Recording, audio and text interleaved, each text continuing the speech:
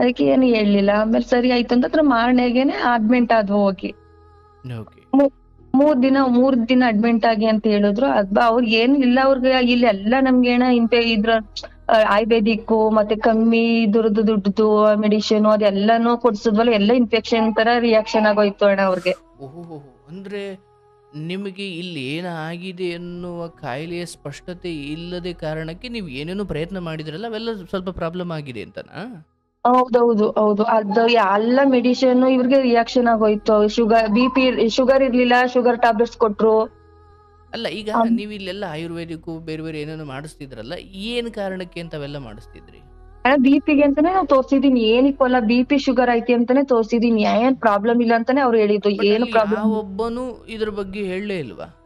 ಯಾರೊಬ್ರನು ಹೇಳ್ಲಿಲ್ಲ. ಈ ತರ kidney problem ಐತಿ ಅಂತ ನಮ್ಗೆ ಹೇಳಲೇ ಇಲ್ಲ ಅಣ್ಣ ಯಾರುನು. ಅಲ್ಲೇ ಅಪೋಲೋ ಹಾಸ್ಪಿಟಲ್ ಅಲ್ಲಿ ಅಡ್ಮಿಟ್ ಮಾಡ್ದವಣ್ಣ. 3 ದಿನ ಇದ್ವಿ. ಅಲ್ಲೂ ಪ್ರಾಬ್ಲಮ್ ಅಲ್ಲಿ ಡಯಾಲಿಸಿಸ್ ಮಾಡಿಸ್ಲೇಬೇಕು, ವಾರಕ್ಕೆ 4 ಸರಿ ಅಂತ ಹೇಳಿದ್ರು. ಓಹೋ.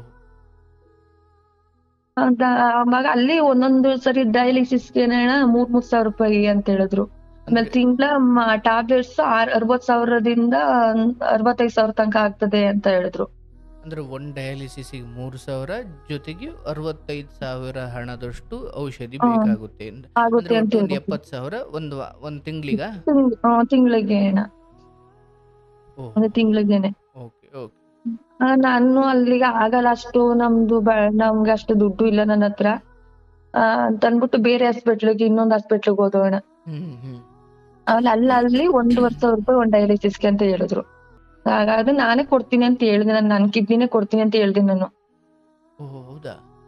ನಂದೇ ಕೊಡ್ತೀನಿ ಅವ್ರಿಗೆ, ಅವ್ರಕ್ಕಿಂತ ಹೆಚ್ಚು ನನ್ಗೆ ಏನಿಲ್ಲ, ಅವ್ರಿಗೆ ನಾನೇ ಕೊಡ್ತೀನಿ ಅಂತ ಅಣ್ಣ. ಇರೋದ್ ತನಕ ತುಂಬಾ ಚೆನ್ನಾಗ್ ನೋಡ್ಕೊಂಡವ್ರು ನನ್ನ. ನಾವು ಕಷ್ಟದಲ್ಲಿರೋ ನನ್ ರಾಣಿ ತರಾನೇ ನೋಡ್ಕೊಂಡಿದ್ರು. ಹೇಳುವ, ನಿಮ್ಮ ತಂದೆ ತಾಯಿಗೆ ನೀವೆಷ್ಟು ಮಕ್ಕಳು? ಅಣ್ಣ ನಮ್ಮಮ್ಮ ನಮ್ಮ ಅಜ್ಜಿ ಇಬ್ರೇ ಇರೋದು. ಅಪ್ಪ ತೀರ್ಕೊಂಡ್ರು. ಒಂದ್ ನಿಮಿಷ. ನಿಮ್ಮಮ್ಮ, ನಿಮ್ಮ ಅಜ್ಜಿ. ಅಂದ್ರೆ ನೀವು ಬೆಳೆದಿದ್ ಯಾರ ಹತ್ರ? ಅಜ್ಜಿ ಮನೆನೇ ಅಣ್ಣ, ನಮ್ಮ ಅಮ್ಮನ ಮನೆ.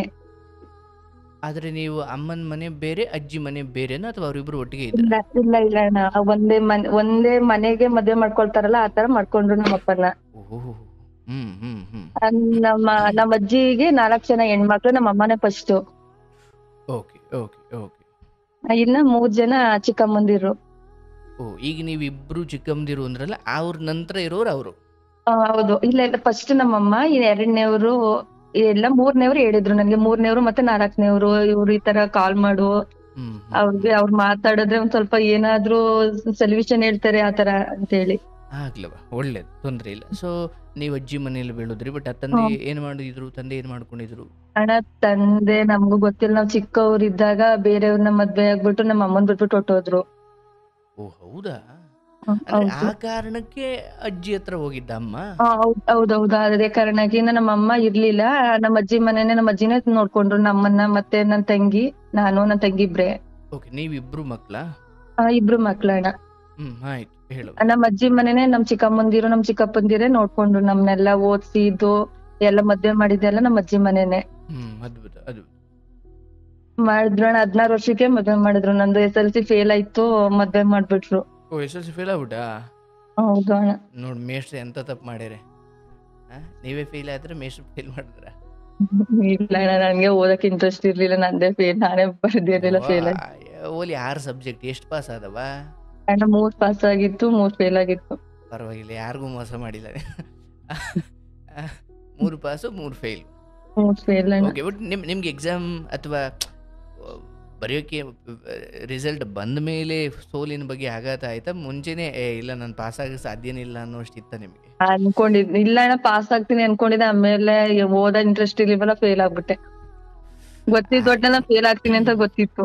ಬಟ್ ನಿಮ್ ತಂಗಿ ಅಥವಾ ಉಳಿದವ್ರನ್ನೆಲ್ಲ, ಅಂದ್ರೆ ನಿಮ್ಮ ಮನೇಲಿ ಎಜುಕೇಶನ್ಗೆ ಸಪೋರ್ಟ್ ಮಾಡೋದಿತ್ತ? ಬಡತನ ಇತ್ತಿತ್ತಣ್ಣ. ಅಮ್ಮಗೆ ತುಂಬಾ ಇತ್ತು, ಓದಿಸ್ಬೇಕ ನನ್ ಮಕ್ಕಳನ್ನ, ಏನಾದ್ರೂ ಒಂದು ಜಾಬ್ ಹೋಗ್ಲಿ ಅಂತ ತುಂಬಾ ಇಂಟ್ರೆಸ್ಟ್ ಇತ್ತು ಅಮ್ಮಂಗೆ. ಅಮ್ಮ ಅಷ್ಟು ಓದಿಲ್ಲ? ಅಮ್ಮ ಓದಿಲ್ಲ ಅಣ್ಣ, ಅವ್ರು ಏನು ಓದಿಲ್ಲ, 4ನೇ ಕ್ಲಾಸ್ ಅಷ್ಟೇ. ಪಾಪ, ಆ ಕಾರಣಕ್ಕೆ ನಿಮ್ಮನ್ನ ಸ್ವಲ್ಪ ಓದಿಸ್ಬೇಕು ಅಂತ. ಓದಿಸ್ಬೇಕಂದ್ರೆ 3 ಫೇಲ್ ಆಗಿ ಬರ್ತಿದ್ರಿ. ಆಯ್ತು. 10ನೇ ಕ್ಲಾಸ್ ಮುಗಿದ ಮೇಲೆ ತಕ್ಷಣ ಮದುವೆ ಯೋಚನೆ ಬಂದಿದ್ದು ಫೇಲ್ ಆಗಿದ್ದಕ್ಕ, ಅಥವಾ ಅದೊಂದು? ಇಲ್ಲ ಅಣ್ಣ, ಆತರ ಏನಿಲ್ಲ. ಹುಡ್ಗ ಒಳ್ಳೆಯವ್ರು ಅಂತ ಹೇಳ್ಬಿಟ್ಟು ಮದ್ವೆ ಮಾಡಿದ್ರು ಅಣ್ಣ. ಮನೆಯವರೇ ನೋಡಿದ್ದ? ಮನೆಯವ್ರೇ ನೋಡಿದಣ್ಣ. ಹ್ಮ್ ಹ್ಮ್ ಹ್ಮ್ ಹ್ಮ್ ಮನೆಯವ್ರೆ ನಮ್ ಚಿಕ್ಕಮ್ಮನ್ ರಿಲೇಷನ್, ಓಕೆ. ಆದ್ರಿಂದ ಅವರೇ ನೋಡ್ಬಿಟ್ಟು ಹುಡ್ಗ ಒಳ್ಳೆಯವನು ಅಂತ ಹೇಳ್ಬಿಟ್ಟು ಮಾಡಿದ್ದು. ಅಂದ್ರೆ ನಿಮ್ಗೆ ಆ ಸಮಯದಲ್ಲಿ ಏನ್ ನಡೀತಾ ಇದೆ ಅಥವಾ ಇಷ್ಟ ಕಷ್ಟಗಳ ಬಗ್ಗೆ ನಿಮಗೆ ತುಂಬಾ ಸ್ಪಷ್ಟತೆ ಇತ್ತ, ಅಥವಾ ದೊಡ್ಡವರು ಹೇಳಿದ್ದು ಸರಿ ಅನ್ಕೊಂಡು ಮುಂದೆ ಹೋಗ್ತಿದ್ರ? ಹೌದೌದ, ನಮ್ಗ ಅಷ್ಟೊಂದ್ ಏನು ಮನೇಲಿ ಹಳ್ಳಿ ಹಳ್ಳಿ ಅಲ್ವಾ, ಅದ್ರಿಂದ ಅವರು ನಮ್ ಏನ್ ಕೇಳಲ್ಲ, ಅವ್ರ ಇಷ್ಟ ಯಾತರ ಆತರ ಅಣ್ಣ. ನೀವು ಜಸ್ಟ್ ತಲೆ ಒಡ್ಡೋದಷ್ಟೇ. ಅಷ್ಟೇ. ಅಂದ್ರೆ ನಿಮ್ಮೊಬ್ಬರು ಕಥೆ ಅಲ್ಲ, ಅವತ್ತಿಗೆ ಎಲ್ಲ ಹೆಣ್ಮಕ್ಳು ಹೆಚ್ಚು ಕಡಿಮೆ ಹಾಗೆ ಇತ್ತಲ್ಲ. ಹೌದೌದು. ಬಟ್ ಈಗೆಲ್ಲ ಹಳ್ಳಿ ಕಡೆ ಆ ಥರ ಇಲ್ಲ. ಹೌದು. ಆಯ್ತು, ನಿಮ್ಮನ್ನ ಮದುವೆ ಮಾಡಿದ್ರು. ಬಟ್ ನಿಮ್ಗೆ 16 ವರ್ಷನಾ ಆಗ? 16 ವರ್ಷ ಅಣ್ಣ. ಬಟ್ ನೀವು ಹೇಳಿಲ್ವಾ ನಂಗೇನು 16 ವರ್ಷ, ನನ್ಗೀಗ್ಲೇ ಮದುವೆ ಬೇಡ ಅಂತ? ಅದು ಏನ ಗೊತ್ತಿರ್ಲಿಲ್ಲ, ಏನು ಹೇಳ್ಲಿಲ್ಲ ನಾನು. ಆಯ್ತವ, ಮುಂದುವರ್ಸ. ಮದ್ವೆ ಮಾಡಿದ್ರಣ್ಣ, ನಮ್ ಮನೆಯವ್ರು ತುಂಬಾ ಒಳ್ಳೆಯವ್ರು ಅಣ್ಣ, ತುಂಬಾ ಚೆನ್ನಾಗೇ ಇದ್ವಿ ನಾವು. 10 ವರ್ಷ ತನಕ ತುಂಬಾ ಚೆನ್ನಾಗಿದ್ದು. ಅತ್ತೆ ಮಾವ ಎಲ್ಲ ಚೆನ್ನಾಗಿದ್ರಾ? ಹೌದೌದಣ್ಣ. ಅತ್ತೆ ನನ್ ಮಗಳು ಹುಟ್ಟದ 1 ವರ್ಷಕ್ಕೆ ಅವರು ಕ್ಯಾನ್ಸರ್ ಬಂದ್ಬಿಟ್ಟು ತೀರ್ಕೊಂಡ್ರು ಅತ್ತೆನು. ನಮ್ ಯಜಮಾನ್ರಂತೂ ತುಂಬಾ ಒಳ್ಳೆಯವ್ರು. ಅವ್ರು ಒಂದು ಬೈಯೋದಾಗ್ಲಿ ಏನಿಲ್ಲಣ್ಣ, ತುಂಬಾ ಚೆನ್ನಾಗ್ ನೋಡ್ಕೊಂಡ್ರು. ಇರೋ ತನಕನೂ ಅಷ್ಟೇ ಚೆನ್ನಾಗ್ ನೋಡ್ಕೊಂಡ್ರು ಅಣ್ಣ ಅವ್ರು. ಹೌದಾ? ಹೌದು.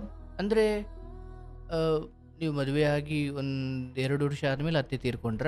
ಅತ್ತೆ ತೀರ್ಕೊಂಡ್ರಣ್ಣ 2 ವರ್ಷ ಆದ್ಮೇಲೆ. ಗಂಡ ಏನ್ ಮಾಡ್ಕೊಂಡಿದ್ರು ಅವರು?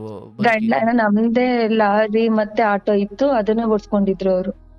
ಓಕೆ. ಬಟ್ ನಿಮ್ ಕುರಿತು ಒಳ್ಳೆ ಚೆನ್ನಾಗಿ ನೋಡ್ಕೊಂಡಿದ್ರು? ಇದ್ರು ಅಣ್ಣ, ತುಂಬಾ ಚೆನ್ನಾಗ್ ನೋಡ್ಕೊಂಡು. ನಮ್ ಗಂಡ ಹೆಂಡತಿರಲ್ಲಿ ಏನು ಸಮಸ್ಯೆ ಇರ್ಲಿಲ್ಲ, ತುಂಬಾ ಚೆನ್ನಾಗಿದ್ದೋ ಅಣ್ಣ ನಾವು. ಏನಾಯ್ತು ಅಲ್ಲಿ? ಅವ್ರಿಗೆ ಅಣ್ಣ ನನ್ಗ್ ಗೊತ್ತಿರ್ಲಿಲ್ಲ ಅಣ್ಣ. ಅವ್ರ 10 ವರ್ಷ ಆದ್ಮೇಲೆ ಸ್ವಲ್ಪ ಅವ್ರಿಗೆ ಅವಾಗಿಂದಾನು ಮದ್ವೆ ಆದಾಗಿಂದ ಲೂಸ್ ಮೋಷನ್ ಬೇದಿ ತರ ಇತ್ತು. ನಾವು ಅಯ್ಯೋ ಮಾಮೂಲಿ, ಅವ್ರಿಗೆ ಹೀಟ್ ಅಲ್ವಾ ಅನ್ಕೊಂಡ್ ಸುಮ್ನಾಗಿದ್ವಿ ಅಣ್ಣ. ಓಕೆ, ನಿಮಿಷ. ಮದುವೆ ಆದಾಗ್ಲಿಂದ ಲೂಸ್ ಮೋಷನ್ ಅಥವಾ ವಾಂತಿ ಇದೆಲ್ಲ ಆಗ್ತಿತ್ತಾ? ಅದಾಗ್ತಿತ್ತು. ನಾವ್ ಅದು ಸ್ವಲ್ಪ ಇವ್ರ ಗಾಡಿ ಓಡಿಸ್ತಾರಲ್ಲ, ಅದಕ್ಕೆ ಅಂತ ಹೇಳ್ಬಿಟ್ಟು ನಾವು ಮಾಮೂಲಿ ಚಿಕ್ಕ ಪುಟ್ಟ ಹಾಸ್ಪಿಟ್ಲಲ್ಲಿ ತೋರ್ಸ್ಕೊಂಡು ಸುಮ್ನಿದ್ವಿ. ಸ್ವಲ್ಪ ಮೆಡಿಸಿನ್ ತಗೊಂಡ್ರೆ ಕಮ್ಮಿ ಆಯ್ತಿತ್ತು. ಆಮೇಲೆ ಸುಮ್ನೆ ಅದೇ ಮಾಮೂಲಿ ನಾರ್ಮಲ್ ಆಗಿ ಆಗ್ತಿದ್ರು. ಚೆನ್ನಾಗಿದ್ರಣ್ಣ. ಸ್ವಲ್ಪ ನಮ್ಮ ಮಾವ ಮಾತ್ರ ಕಿರಿಕು. ಅವ್ರಿಗೆ ಗಂಡ ಹೆಂಡತಿ ಚೆನ್ನಾಗವ್ರೆ ಅಂದ್ರೆ ಆಯ್ತಿರ್ಲಿಲ್ಲ ಅವ್ರಿಗೆ. ಅಂದ್ರೆ ಅತ್ತೆ ಹೋದ್ಮೇಲೆ ಅದನ್ನ ಎದುರಿಸಿದ್ದ ಅಥವಾ ಬಂದಾಗ? ಇಲ್ಲ ಅಣ್ಣ, ಅವ್ರು ನಾನು ಮದ್ವೆ ಆದಾಗಿಂದ ತುಂಬಾ ಸ್ಟಾರ್ಟಿಂಗ್ ಇಂದಾನು ನಮ್ಮ ಮಾವಂಗೆ ನಮ್ಮ ಕಂಡ್ರೆ ಇಷ್ಟ ಇರ್ಲಿಲ್ಲ ಅಣ್ಣ ಅವ್ರಿಗೆ. ಅವ್ರಿಗೆ ಇಷ್ಟ ಇರ್ಲಿಲ್ಲ ಅಣ್ಣ. ನಮ್ಮನೆ ಅಣ್ಣ, ನಾವ್ ಬಡವ್ರಾಗಿದ್ರುನು ನಮ್ಮ ಅಮ್ಮ ಅವ್ರು ವರದಕ್ಷಿಣೆ ಕೊಟ್ಬಿಟ್ಟು 70 ಗ್ರಾಮ್ ಚಿನ್ನ, 50,000 ಕ್ಯಾಶ್ ಕೊಟ್ಟಿ ಮತ್ತೆ ದೊಡ್ಡ ಚೌಲ್ಟ್ರಿಲೆಲ್ಲ ಮದ್ವೆ ಮಾಡ್ಕೊಟ್ರು. 50 ಗ್ರಾಮ್ ಚಿನ್ನ, 70,000 ದುಡ್ಡು? 70 ಗ್ರಾಮ್ ಚಿನ್ನ, 50,000 ದುಡ್ಡು. 70 ಗ್ರಾಮ್ ಚಿನ್ನ. ಬಟ್ ಇಲ್ಲಿ ಗಂಡ ಚೆನ್ನಾಗಿದ್ರು, ಬಟ್ ಅತ್ತೆ ಸಾರಿ ಮಾವಂದೇನು ಇರೋದು. ಗಂಡನಿಗೆ ಮದುವೆಗೆ ಮುಂಚೆಯಿಂದಲೂ ಹಾಗಾಗಿ ಇಂಥದ್ದೊಂದು ಏನೋ ನಡೀತಾ ಇದ್ದಿದ್ ನಿಮ್ ಗಮನಕ್ಕೆ ತಂದಿದ್ರ ಅವರು? ಇಲ್ಲ ಅಣ್ಣ, ಅವ್ರಣ್ಣ ಮದ್ವೆ ಆದ್ಮೇಲೆ ಚೆನ್ನಾಗಿದ್ರು, ಏನಿಲ್ಲ. ಬೇದಿ ಒಂದ್ ಬಿಟ್ಟು ಅವ್ರಿಗೆ ಇನ್ನೇನು ಆಗ್ತಿರ್ಲಿಲ್ಲ. ನಾರ್ಮಲ್ ಆಗಿ ತುಂಬಾ ಚೆನ್ನಾಗಿದ್ರು, ಏನಿರ್ಲಿಲ್ಲ. ಬಟ್ ಹೀಟ್ ಗಂಗ ಆಗುತ್ತೆ ಅಂತ ನೀವು? ನಾವ್ ಆತರ ತಿಳ್ಕೊಂಡೆ, ಹೀಟ್ ಗಂಗ ಆಗೈತೆ, ಗಾಡಿ ಓಡಿಸ್ತಾರಲ್ವಾ ಎನಿ ಟೈಮ್, ಅದಕ್ಕೆ ಹಂಗ ಆಗೈತೆ ಅಂತ ತಿಳ್ಕೊಂಡ್ವಿ ನಾವು. ಆಮೇಲೆ ಸ್ವಲ್ಪ ದಿನ ಹೋದ್ಮೇಲೆ ಹಿಂಗ್ ಗಾಡಿ ಓಡಿಸ್ತಾ ಇದ್ರು, ಅವಾಗ ತಲೆ ಸುತ್ತ ಬಂದ್ಬಿಟ್ಟೈತೆ ಅಂತ ಬಿದ್ಬಿಟ್ಟವ್ರೆ. ಅವಾಗ ಅಲ್ಲೇ ಪಕ್ಕ ಹಾಸ್ಪಿಟ್ಲ್ ತೋರ್ಸಿದ್ಕೆ BP ಐತೆ ಅಂತ ಹೇಳಿದ್ರು. BP ಅಂತ ಹೇಳೋದಕ್ಕೆ ಬಂದ ತಕ್ಷಣ ನನ್ ಪಕ್ಕ ಹಾಸ್ಪಿಟ್ಲ್ ಕರ್ಕೊಂಡ್ ಹೋದೆ. ಅವರು BP ಶುಗರ್ ಇರ್ಲಿಲ್ಲ, BP ಶುಗರ್ 2 ಐತೆ ಅಂದ್ಬಿಟ್ಟು ಟ್ಯಾಬ್ಲೆಟ್ಸ್ ಕೊಟ್ರು. ಇಲ್ಲೇ ಚಿಕ್ಕ ಪುಟ್ಟ ಹಾಸ್ಪಿಟ್ಲ್ ತೋರ್ಸ್ಕೊಂಡ್ 1 ವರ್ಷ ತನಕನು ಸುಮ್ನೆ ಕಮ್ಮಿ ಆಯ್ತದೆ ಅಂತ ತೋರ್ಸ್ಕೊಂಡೆ ನಾನು. ಬಟ್ ಅಲ್ಲಿ ಇಡೀ ಬಾಡಿ ಚೆಕಪ್ ಏನ್ ಮಾಡಿಸಿರ್ಲಿಲ್ಲ ನೀವು? ಏನು ಮಾಡಿಸಿಲ್ಲ, ನಾವ್ ಏನು ಹೇಳ್ಲಿಲ್ಲ ಅವರು. ಬಟ್ ನಿಮ್ಗೆ ಅನ್ಸಿದ್ದು ಈ ಹಿಂದೆ ಏನಾಗ್ತಿತ್ತಲ್ಲ ಈಗ್ಲೂ ಆಗ್ತಿದೆ, ಅದ್ರಲ್ಲಿ ಏನ್ ತುಂಬಾ ವ್ಯತ್ಯೆ ಪಡುವಂತದ್ದಿಲ್ಲ ಅಂತ ನೀವು? ಹೌದೌದು, ಏನಿಲ್ಲ. ಸೊ ಹಿಂಗೆ ಮಾಮೂಲಿ ಆಗುತ್ತಲ್ಲ ಎಲ್ಲರೂ, ಇವಾಗ BP ಇರುತ್ತಲ್ಲ ಅಂತ ತಿಳ್ಕೊಂಡಿವಿ ನಾವು. ಆಯ್ತು. ಆಮೇಲೆ ಸ್ವಲ್ಪ ದಿನ ಹೋದ್ಮೇಲೆ ನಮ್ಮ ಚಿಕ್ಕಪ್ಪಂಗ್ ಹುಷಾರ್ ತಪ್ಪಿದ್ರು. ಆಗ ಆಂಟಿ ಹೇಳಿದ್ರು, ಇವಾಗ ನಾನ್ ಕಾಲ್ ಮಾಡು ಅಂತ ಹೇಳಿದ್ರಲ್ಲ, ಅವ್ರು ಹೇಳಿದ್ರು ನಿಮ್ಗೆ ಕಾಲೆಲ್ಲ ಊದ್ಕೋತೈತೆ, ಸ್ವಲ್ಪ ದೊಡ್ಡ ಹಾಸ್ಪಿಟ್ಲಿಗೆ ತೋರ್ಸು ನೀನು ಅಂತ ಹೇಳಿದ್ರು ನನ್ಗೆ.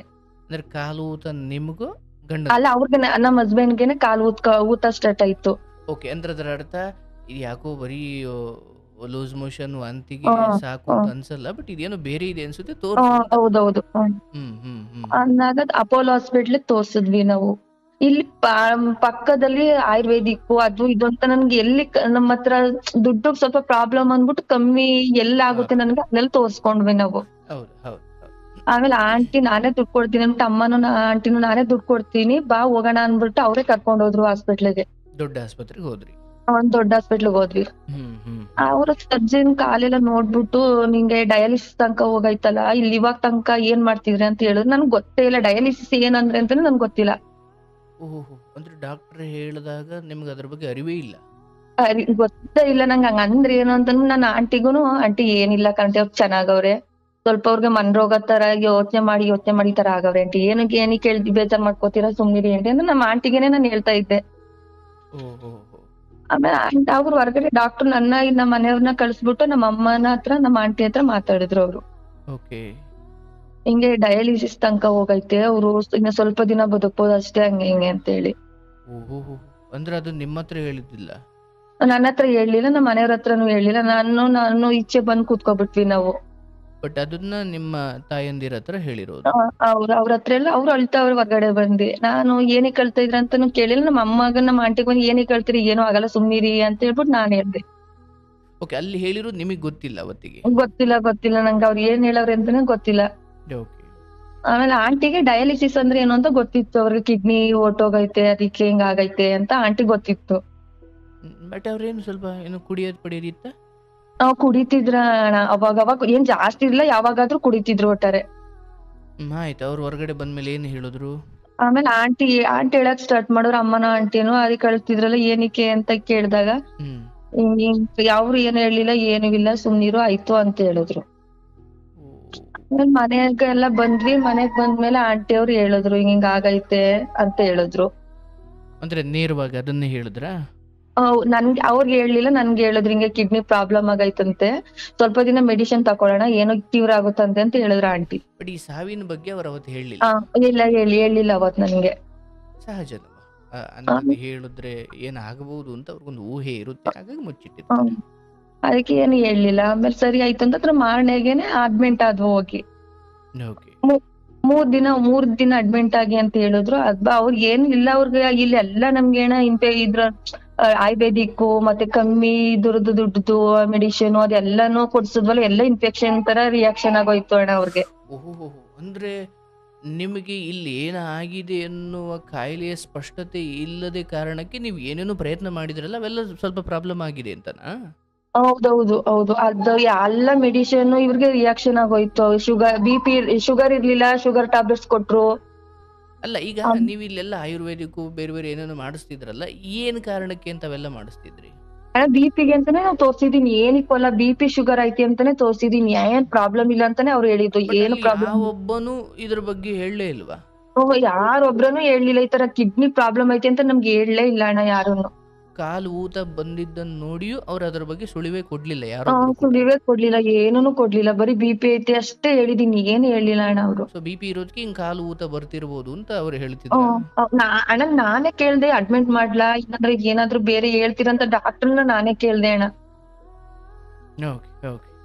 ಅವರು ಏನಿಲ್ಲ ಪ್ರಾಬ್ಲಮ್ ಇಲ್ಲ ಅಂತ ಹೇಳಿದ್ರು ಅವರು. ಅಂದ್ಬಿಟ್ಟು ಅಲ್ಲೇ ಅಪೋಲೋ ಹಾಸ್ಪಿಟಲ್ ಅಲ್ಲಿ ಅಡ್ಮಿಟ್ ಮಾಡ್ದವಣ್ಣ. 3 ದಿನ ಇದ್ವಿ, ಅಲ್ಲೂ ಪ್ರಾಬ್ಲಮ್ ಅಲ್ಲಿ ಡಯಾಲಿಸಿಸ್ ಮಾಡಿಸ್ಲೇಬೇಕು, ವಾರಕ್ಕೆ 4 ಸರಿ ಅಂತ ಹೇಳಿದ್ರು. ಆವಾಗ ಅಲ್ಲಿ ಒಂದೊಂದು ಸರಿ ಡಯಾಲಿಸಿಸ್ಗೆ 3,000 ರೂಪಾಯಿ ಅಂತ ಹೇಳಿದ್ರು. ಆಮೇಲೆ ತಿಂಗಳ ಟ್ಯಾಬ್ಲೆಟ್ಸ್ 60,000ದಿಂದ 65,000 ತನಕ ಆಗ್ತದೆ ಅಂತ ಹೇಳಿದ್ರು. ಅಂದ್ರೆ ಒಂದ್ ಡಯಾಲಿಸಿಸ್ 3,000 ಜೊತೆಗೆ 65,000 ಹಣದಷ್ಟು ಔಷಧಿ ಬೇಕಾಗುತ್ತೆ. 70,000 ಒಂದ್ ತಿಂಗಳಿಗ? ತಿಂಗಳಿಗೆ ತಿಂಗಳಿಗೆನೆ. ನಾನು ಅಲ್ಲಿಗೆ ಆಗಲ್ಲ, ಅಷ್ಟು ನಮ್ಗೆ ಅಷ್ಟು ದುಡ್ಡು ಇಲ್ಲ ನನ್ನ ಹತ್ರ ಅಂತ ಅನ್ಬಿಟ್ಟು ಬೇರೆ ಹಾಸ್ಪಿಟ್ಲಿಗೆ, ಇನ್ನೊಂದು ಹಾಸ್ಪಿಟ್ಲಿಗೆ ಹೋದೋಣ. ಅಲ್ಲಿ 1,500 ರೂಪಾಯಿ ಒಂದ್ ಡಯಾಲಿಸಿಸ್ಗೆ ಅಂತ ಹೇಳಿದ್ರು. 1,500 ಅಂತ ಹೇಳಿದ್ರು. ಔಷಧಿ 35,000 ಅಂದ್ರು. ಅಲ್ಲೊಂದ್ 36-37 ಮುಗಿಯೋ ತರ ಬಂತು. 40,000, 35,000ರಿಂದ 40,000 ಮುಗೀತದೆ ಅಂತ ಬಂತು. ಆಗುತ್ತೆ ಖರ್ಚು ಎಲ್ಲ ಸೇರಿ? ಖರ್ಚಾಗುತ್ತೆ ಅಣ್ಣ. ನಾವ್ ಇಲ್ಲಿಂದ ಬಸ್ಸಲ್ಲಿ ಹೋಗಿ ಬರ್ಬೇಕಲ್ಲ, ಆತರ ಆಗುತ್ತೆ ಅಂತ ಹೇಳಿದ್ರು ಅವ್ರು. ಸರಿ ಆಯ್ತು ಅಂತ ಹೇಳ್ಬಿಟ್ಟು ಅಡ್ಮಿಟ್ ಮಾಡಿದ್ವಿ. ಅಲ್ಲೂ 15 ದಿನ ಅಡ್ಮಿಟ್ ಮಾಡ್ಕೊಂಡ್ವಿ. ತಿಂಗಳ ವಾರಕ್ಕೆ 2 ಸರಿ ಡಯಾಲಿಸಿಸ್ ಕಂಪಲ್ಸರಿ, 3 ಸರಿ ಮಾಡಿಸ್ಲೇಬೇಕು, ಇವ್ರು ವೀಕ್ ಇದಾರೆ 2 ಸರಿ ಮಾಡ್ಸು ಅಂತ ಹೇಳಿದ್ರು. ಓ ಒಂದೊಂದ್ ಸರಿ ದುಡ್ಡು ಇರತ್ತಿರ್ಲಿಲ್ಲ ಅಣ್ಣ, ಆತರ ಆಗೋಗ್ತಿತ್ತು. ವಾರಕ್ಕೆ 5,000-6,000 ಬೇಕಂತಂದ್ರೆ ಅವ್ರು ಸಂಪಾದನೆ ಮಾಡವ್ರೆ, ಆತರ ಮಲ್ಕೊಂಡ್ರೆ ನಾನ್ 2 ಮಕ್ಳು ಕಟ್ಕೊಂಡು ಅಷ್ಟ್ ಹಿಂಸೆ ಅನ್ಸ್ತು. ಅಂದ್ರೆ ಆ ಹೊತ್ತಿಗೆ 2 ಮಕ್ಳಿದ್ದು. ಬಟ್ ಆ ಮಕ್ಕಳಿಗೆ ಎಷ್ಟು ವಯಸ್ಸಾಗ? ಅಣ್ಣ ದೊಡ್ಡೋಳ್ಗೆ 13 ವರ್ಷ, ಚಿಕ್ಕವ್ನಿಗೆ 9 ವರ್ಷ. ಬಟ್ ಅವರಿಗೆ ಇದು ಅರ್ಥವಾಗೋ ಸ್ಥಿತಿಲಿ ಇದ್ರ ಅವರು? ಮಗನ್ಗೆ ಇವಾಗ್ಲೂ ಅಷ್ಟ್ ಗೊತ್ತಾಗಲ್ಲ. ಮಗ್ಳು ಇವಾಗ ಫಸ್ಟ್ ಇಯರ್ ಅಣ್ಣ ಮಗ್ಳು.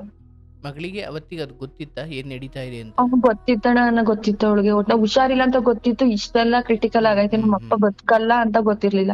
ಆಯ್ತು. ಅವಾಗ ಈ ಹಣ ಹೆಂಗ್ ಹೊಂಚಿದ್ರಿ ನೀವು? ಹಣ ತುಂಬಾ ಏನ್ ಮಾಡದ, ಒಂದ್ ಸಂಘದಲ್ಲಿ ತಕೊಂಡಿವ್ನಿ, ಸ್ವಲ್ಪ ದಿನ ತನಕ ಇಟ್ಕೊಂಡಿವ್ನಿ ಅದನ್ನ. ಸಂಘಗಳಲ್ಲಿ ತಗೊಂಡು ಮತ್ತೆ ಇನ್ನೊಂದ್ ಸ್ವಲ್ಪ ದಿನ ಅಮ್ಮಂದಿರು, ಚಿಕ್ಕಪ್ಪಂದಿರು ಎಲ್ಲರ ಹತ್ರನು ಕೇಳಿದೀನಿ. ಎಲ್ರು ಕೊಟ್ಟಿದ್ದಾರೆ ಪಾಪ,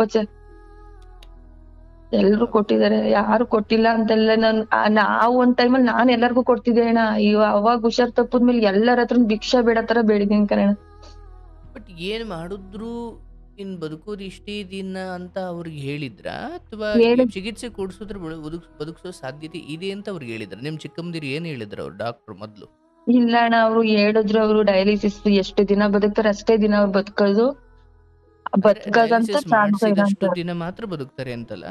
ಹೌದೌದು, ಅಷ್ಟೇ ದಿನ ಬದುಕೋದು, ಇಲ್ಲಾಂದ್ರೆ ಆಗಲ್ಲ, ಬದುಕಲ್ಲ ಅವ್ರು ಒಟ್ಟಲ್ಲಿ ಅಂತ ಹೇಳಿದ್ರು ಅವ್ರು ಡಾಕ್ಟ್ರು. ಬಟ್ ಈ ದುಡ್ಡೆಲ್ಲ ಹೊಂಚಬೇಕಾದ್ರೆ ಈ ಸತ್ಯ ನಿಮಗೆ ಅಂದ್ರೆ ನಿಮಗೆ ಗೊತ್ತೇ ಇಲ್ಲ ಅದು? ಫಸ್ಟ್ ಹಾಸ್ಪಿಟ್ಲ್ ಕರ್ಕೊಂಡ್ ಹೋದ್ವಲ್ಲ, ಅಲ್ಲಿ ಗೊತ್ತಿರ್ಲಿಲ್ಲ. 2ನೇ ಹಾಸ್ಪಿಟ್ಲ್ ಕರ್ಕೊಂಡ್ ಬಂದಲ್ಲ, ಅವಾಗ ಗೊತ್ತಾಯ್ತು ನನ್ಗೆ. ಡಾಕ್ಟರ್ ನನ್ನ ಹತ್ರನೇ ಅವ್ರ ವೈಫ್ ಕರ್ಸಿ ಅಂತ ಹೇಳ್ಬಿಟ್ಟು ನನ್ನ ಹತ್ರನೇ ಮಾತಾಡಿದ್ರು ಅವ್ರು. ಹಾಗಾದ್ರೆ ನಾನೇ ಕೊಡ್ತೀನಿ ಅಂತ ಹೇಳ್ದೆ, ನನ್ ಕಿಡ್ನಿನೇ ಕೊಡ್ತೀನಿ ಅಂತ ಹೇಳ್ದೆ ನಾನು. ಹೌದಾ?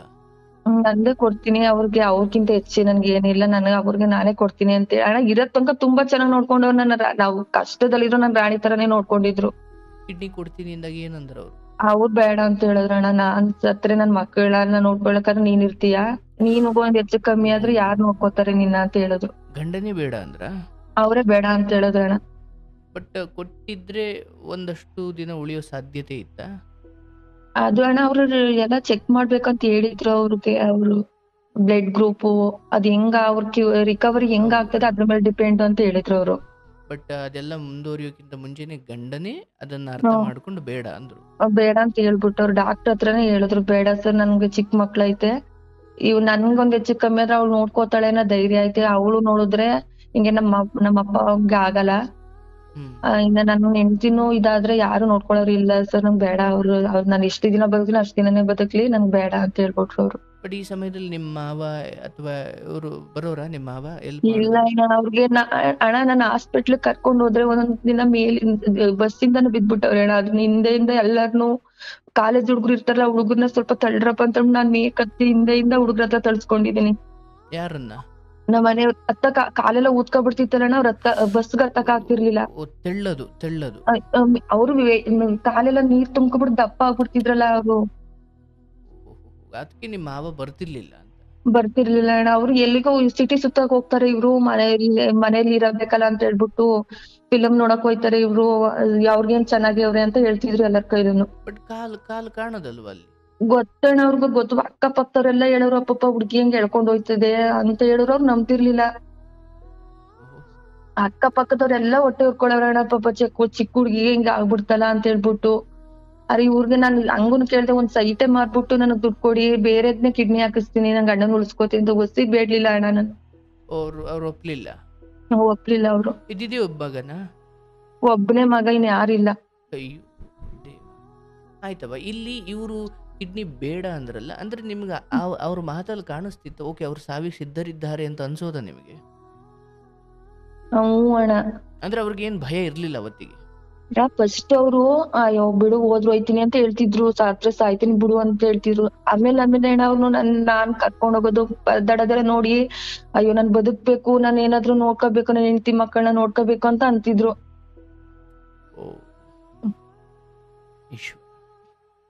ಆಯ್ತಮ್ಮ, ಮುಂದೆ ಏನಾಯ್ತು? ಒಂದೊಂದ್ ದಿನ ಅಣ್ಣ ಒಂದೊಂದ್ ಕಾಫಿ ಕೊಡ್ಸಕ್ಕೂ ನನ್ನ ಹತ್ರ ದುಡ್ಡು ಇರ್ತಿರ್ಲಿಲ್ಲ ಅಣ್ಣ. ಬಸ್ ಚಾರ್ಜ್ ಎಷ್ಟು ಇಟ್ಕೋತಿದ್ ಅಷ್ಟು ಮಾತ್ರ ಅಷ್ಟೇ ಇರ್ತಿದ್ದು. ₹1 ನನ್ನ ಹತ್ರ ದುಡ್ಡು ಇರ್ತಿರ್ಲಿಲ್ಲ ಅಣ್ಣ. ಅವಾಗ ಇವ್ರ ಹತ್ರ ಎಲ್ಲ ಬೇಡ್ಬಿಟ್ಟು ಹೋಗಿವ್ನಿ, ಇಸ್ಕೊಂಡ್ ತಕೊಂಡ್ ಹೋಗಿವ್ನಿ. ಹಬ್ಬ ಬಂತು ಅಣ್ಣ, ಏಕಾದಶಿಗ್ ನಾವ್ ಹಬ್ಬ ಮಾಡ್ತೀವಿ. ಹ್ಮ್ ಅದ್ ಹಬ್ಬಕ್ಕೆ ನಾವು ಹಿರಿಯವ್ರಿಗೆಲ್ಲ ಎಡೆ ಇಕ್ಬೇಕು, ಅದನ್ನ ಎಡೆ ಇಡಕ್ಕೆ ಅನ್ಬಿಟ್ಟು ಅದೆಲ್ಲ ರೆಡಿ ಮಾಡಿ ನಾಳೆ ಹಬ್ಬ, ಇವತ್ತೇ ಡಯಾಲಿಸಿಸ್, ಹಬ್ಬದ ದಿನನೇ ಡಯಾಲಿಸಿಸ್ ಇತ್ತು ನಮ್ಗೆ. ಎಷ್ಟೊತ್ತಾಗೋದು ಅದು? ಅಣ್ಣ 4 ಅವರ್, ಬೆಳಿಗ್ಗೆ 11 ಗಂಟೆಗೆ ಹೋದ್ರೆ ಇನ್ ಸಂಜೆ 6 ಗಂಟೆನೇ ನಾವ್ ಮನೆಗೆ ಬರ್ತಿದ್ದು. ಓಕೆ, ಅಷ್ಟೊತ್ತು ನೀವು ಅಲ್ಲೇ ಇರಬೇಕಿತ್ತು. ನಾನು ಅಲ್ಲೇ ಇರ್ಬೇಕಿತ್ತಣ್ಣ, ಬೆಳಿಗ್ಗೆ 8 ಗಂಟೆಗೆ ಹೊರ್ಟೋಯ್ತಿದ್ದೋ ನಾವು. ಮನೆಯಿಂದ ಸ್ವಲ್ಪ ದೂರನಾ?